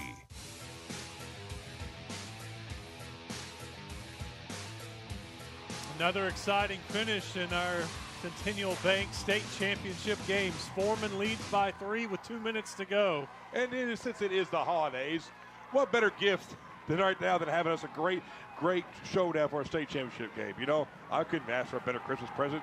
Wes? The gift of giving. Did you behave this year? Have you been naughty or nice? I must have been really good because this is our 4th really good game. Yeah, this has been an awesome game. Hats off to Beatty. 2nd down and 7. They need to get the ball to the 40-yard line for a first down. Beatty's going to keep it, goes right up the middle. Beatty's got the first down. Back in there. Holy cow, he just made that happen. I mean, he fakes it to the fullback, and then he follows the fullback in the hole. Man, that's what you got to do. You got to let your dudes win the game for you. Exactly, yeah. They're looking to see if it's a first down or not. The nose of the ball is just at the 40, and there it is. It is a first down. Here's the replay of Beatty. Beatty is brought down by Jonathan LaGrange. We've seen a lot of LaGrange on offense. That time he makes the tackle, but Beatty's able to pick up the first down. Now Ida's got one timeout, so you got to think if they could get it back, but with hardly any time. Beatty's going to watch that play clock. It's just there now at 11 seconds. He's not even under center yet. He's just going to stand there and wait until it gets on down a little further. Beatty keeps it right over his center and guard. Picks up about 2. Oh, that's ignorant. You can't. Wow. Did a kid just throw a punch, or was he going for the ball? The refs don't even know here. They're trying to talk it over. There's something went right there, Drake. That kid might have been going for the ball. It looked like he was throwing punches, but I think he was going for the ball. He was trying to punch the ball out. Yeah, I think that's what he was doing. Let the kids play. Don't make a call like that at this point, I don't think. Dead ball. Let's sportsmanlike. On the defense. 15-yard penalty. Let's go down the sideline, check in with Lanny Beavers. Hey guys, I was watching that play, and he was swatting at the football, but he was already down. He's trying to knock the ball out of his hands. That's all that was. Wow, but you don't make that call in this situation. You just took the game out of the kid's hands. I agree. So Foreman has the first down after the unsportsmanlike penalty is marked off. The ball is at the 23-yard line, and they'll just go into a victory formation. With 1:05 left, all they have to do is take a couple of knees, and this game will be over. Beatty is just standing there watching the play clock and the game clock tick down. 6 seconds, 5 seconds. What a game, guys. Yes. What a game. Redemption, for performance, no question, Absolutely. Kyron Beatty came into the game with 1,832 yards rushing. Tonight, he had, before taking that knee, after taking that knee, Beatty lost a yard or two. They'll take a couple yards off, but that's going to put Beatty over 2,000 yards rushing for the season. It's pretty impressive. Anytime you rush for 2,000, you've done something really, really big. That's hard to do. I've had some really good backs over the past few years at Des Arc, and the best we've had has been at 1,500 or 1,600. It's 2,000's hard to do. Well, they're going to get that as a team negative rush, so they're not going to take anything away from Beatty. Beatty's at 211 yards on 21 carries.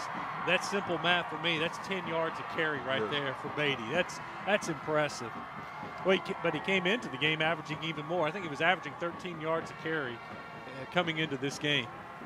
Kyron Beatty, just a junior. Keep an eye on him.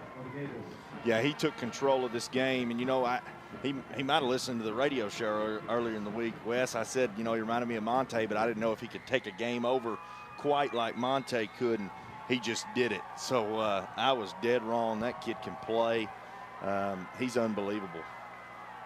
And right now, for Foreman, we can all say the sleigh bells are ringing. Are you listening? That's going to do it. They do not have to snap the ball Merry another Christmas. time. Amen. The Foreman Gators were 1-9 2 seasons ago, and now they are your 2017 2A state champions. How about the job Mark King's done? I mean, just unbelievable. That guy, just tonight, I'm so impressed with what he's done, what he did. Wow, I agree, Coach. And, oh, man, the whole town's here at the first state championship in school history. There is no better Christmas present for those guys than that right there. And right there, you see that on the field, a celebrated team. You're going to have a celebrated locker room. And Coach Coughlin used to always say to us, there's no better feeling in the world, guys, than a celebrated locker room. That's what you got. We got Lanny Beavers on the sideline. Lanny, what do you have? I've got your quarterback right here. Kyron Beatty. Well, we're getting him right now. We just lost him. Just a second. All right, let him celebrate for a second. We'll get him. They're going to shake hands. Yep. Lanny Beavers down on the field. He'll get some interviews for us. Let's go ahead and take a break. When we come back, our post-game show begins. Now my daughter plays a recorder, and we have to video her and then post that to her teacher as part of her homework. My kids have to have it. She's only in 4th grade. My other one's in high school, so of course she needs it. But I have so many siblings, and my nephews and my mother are there, and I can't be there.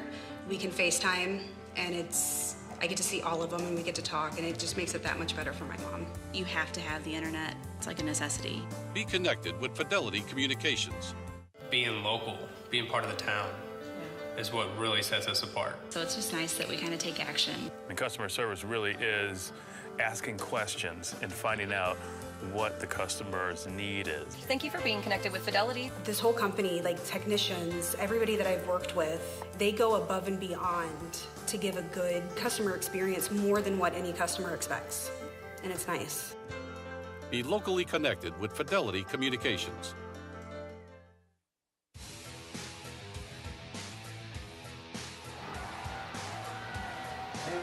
The Foreman Gators are the 2A state champions. Lanny Beavers is down on the field with tonight's star of the game.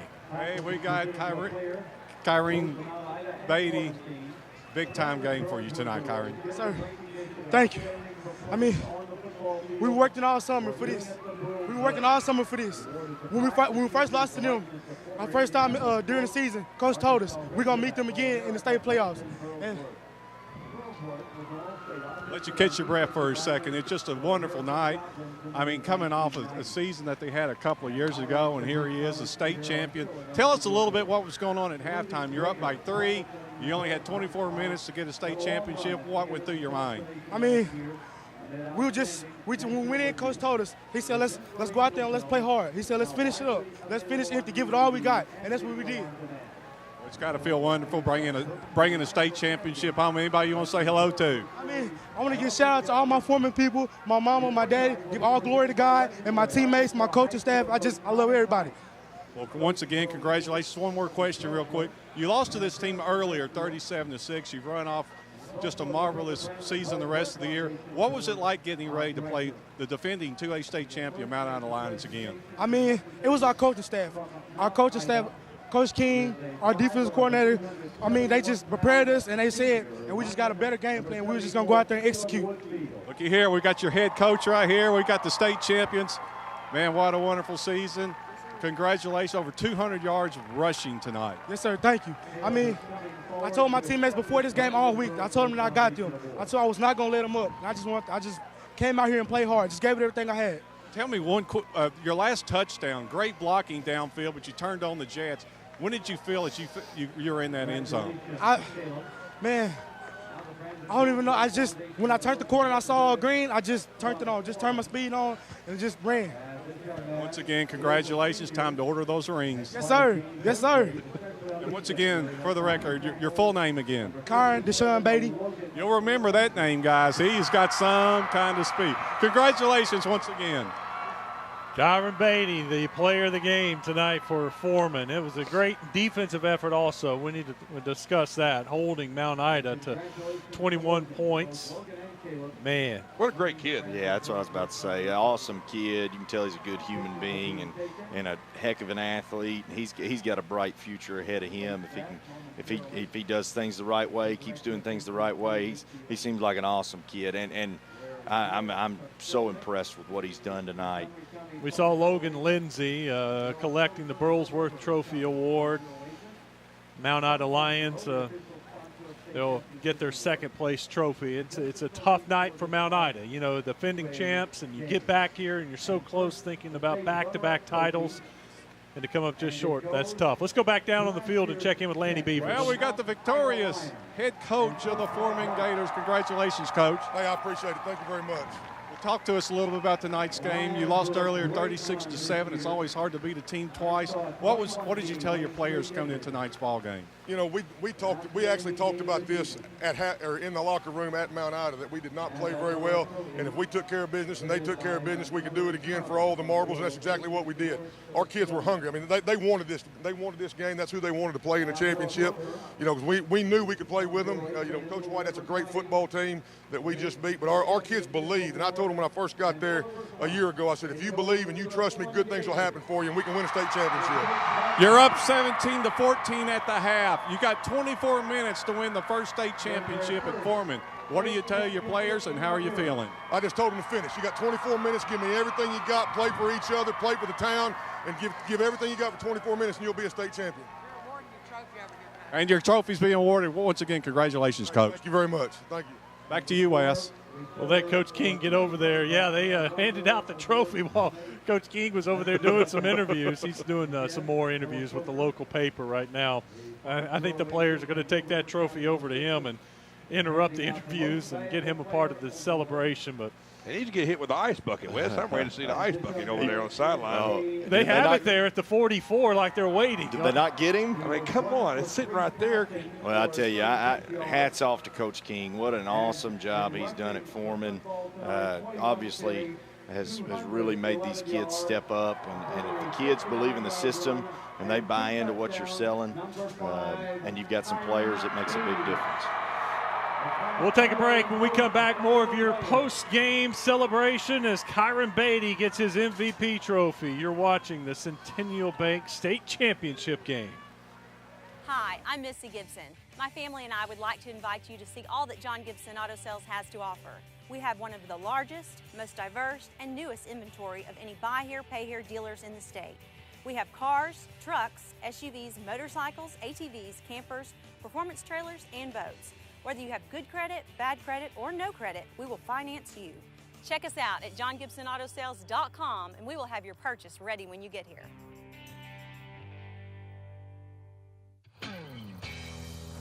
At Rallies and Checkers, the stakes couldn't be higher. Because in this van, gaming is no joke. The rules are simple. Winner gets an all-white meat, extra crispy chicken strips box loaded up with famous seasoned fries for just $2. And the loser buys. So always keep your game on point.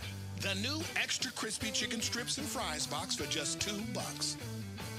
Rallies and Checkers. Fast foodies know the deal. Amazing is finding your passion and paying it forward. Maddie's days are spent preparing children for the future. Whether she's teaching in the classroom or coaching on the range, her lessons help others take flight. But when complications caused her twins to be born nearly 4 months premature, the care they found at Baptist Health taught her the power of hope. Keep on guiding. Keep on loving. And keep on amazing. For the care that keeps you amazing, visit Baptist-Health.com. Where does the big man go for Santa-sized deal? CraneTeam.com, of course. During the Crane Team Holiday Sales Event, you'll find thousands of clearance-priced vehicles at CraneTeam.com. Shop the largest selection of new and pre-owned vehicles in Arkansas. Value your trade, get financing, and your sales tax paid all from the comfort of your home. The Crane Team's got them, with over 16 locations offering the biggest discounts of the year. It's the Holiday Sales Event going on now at CraneTeam.com. Oh, Mike. Hey. It's quite the snowman you got there. Yeah, it was quite the sale. I say big. You? I got this. And mine lights up, too. Let it pro, let it pro, let it pro with a brand new GMC. Get nearly $6,600 below MSRP on the specially equipped 2018 Sierra SLT, or get nearly $9,600 when you trade in an eligible vehicle. We are professional grade GMC. Are you tired of harassing calls from debt collectors or the IRS? Filing for bankruptcy may be the answer, but the word bankruptcy can be scary by itself. So don't try this alone. Call the Brian Wilson Law Firm. With no money down on attorney's fees, they'll get right to work, stopping wage garnishments, repossessions, foreclosures, even the IRS. Don't spend another sleepless night hoping for a solution to your financial problems. Call the Brian Wilson Law Firm today.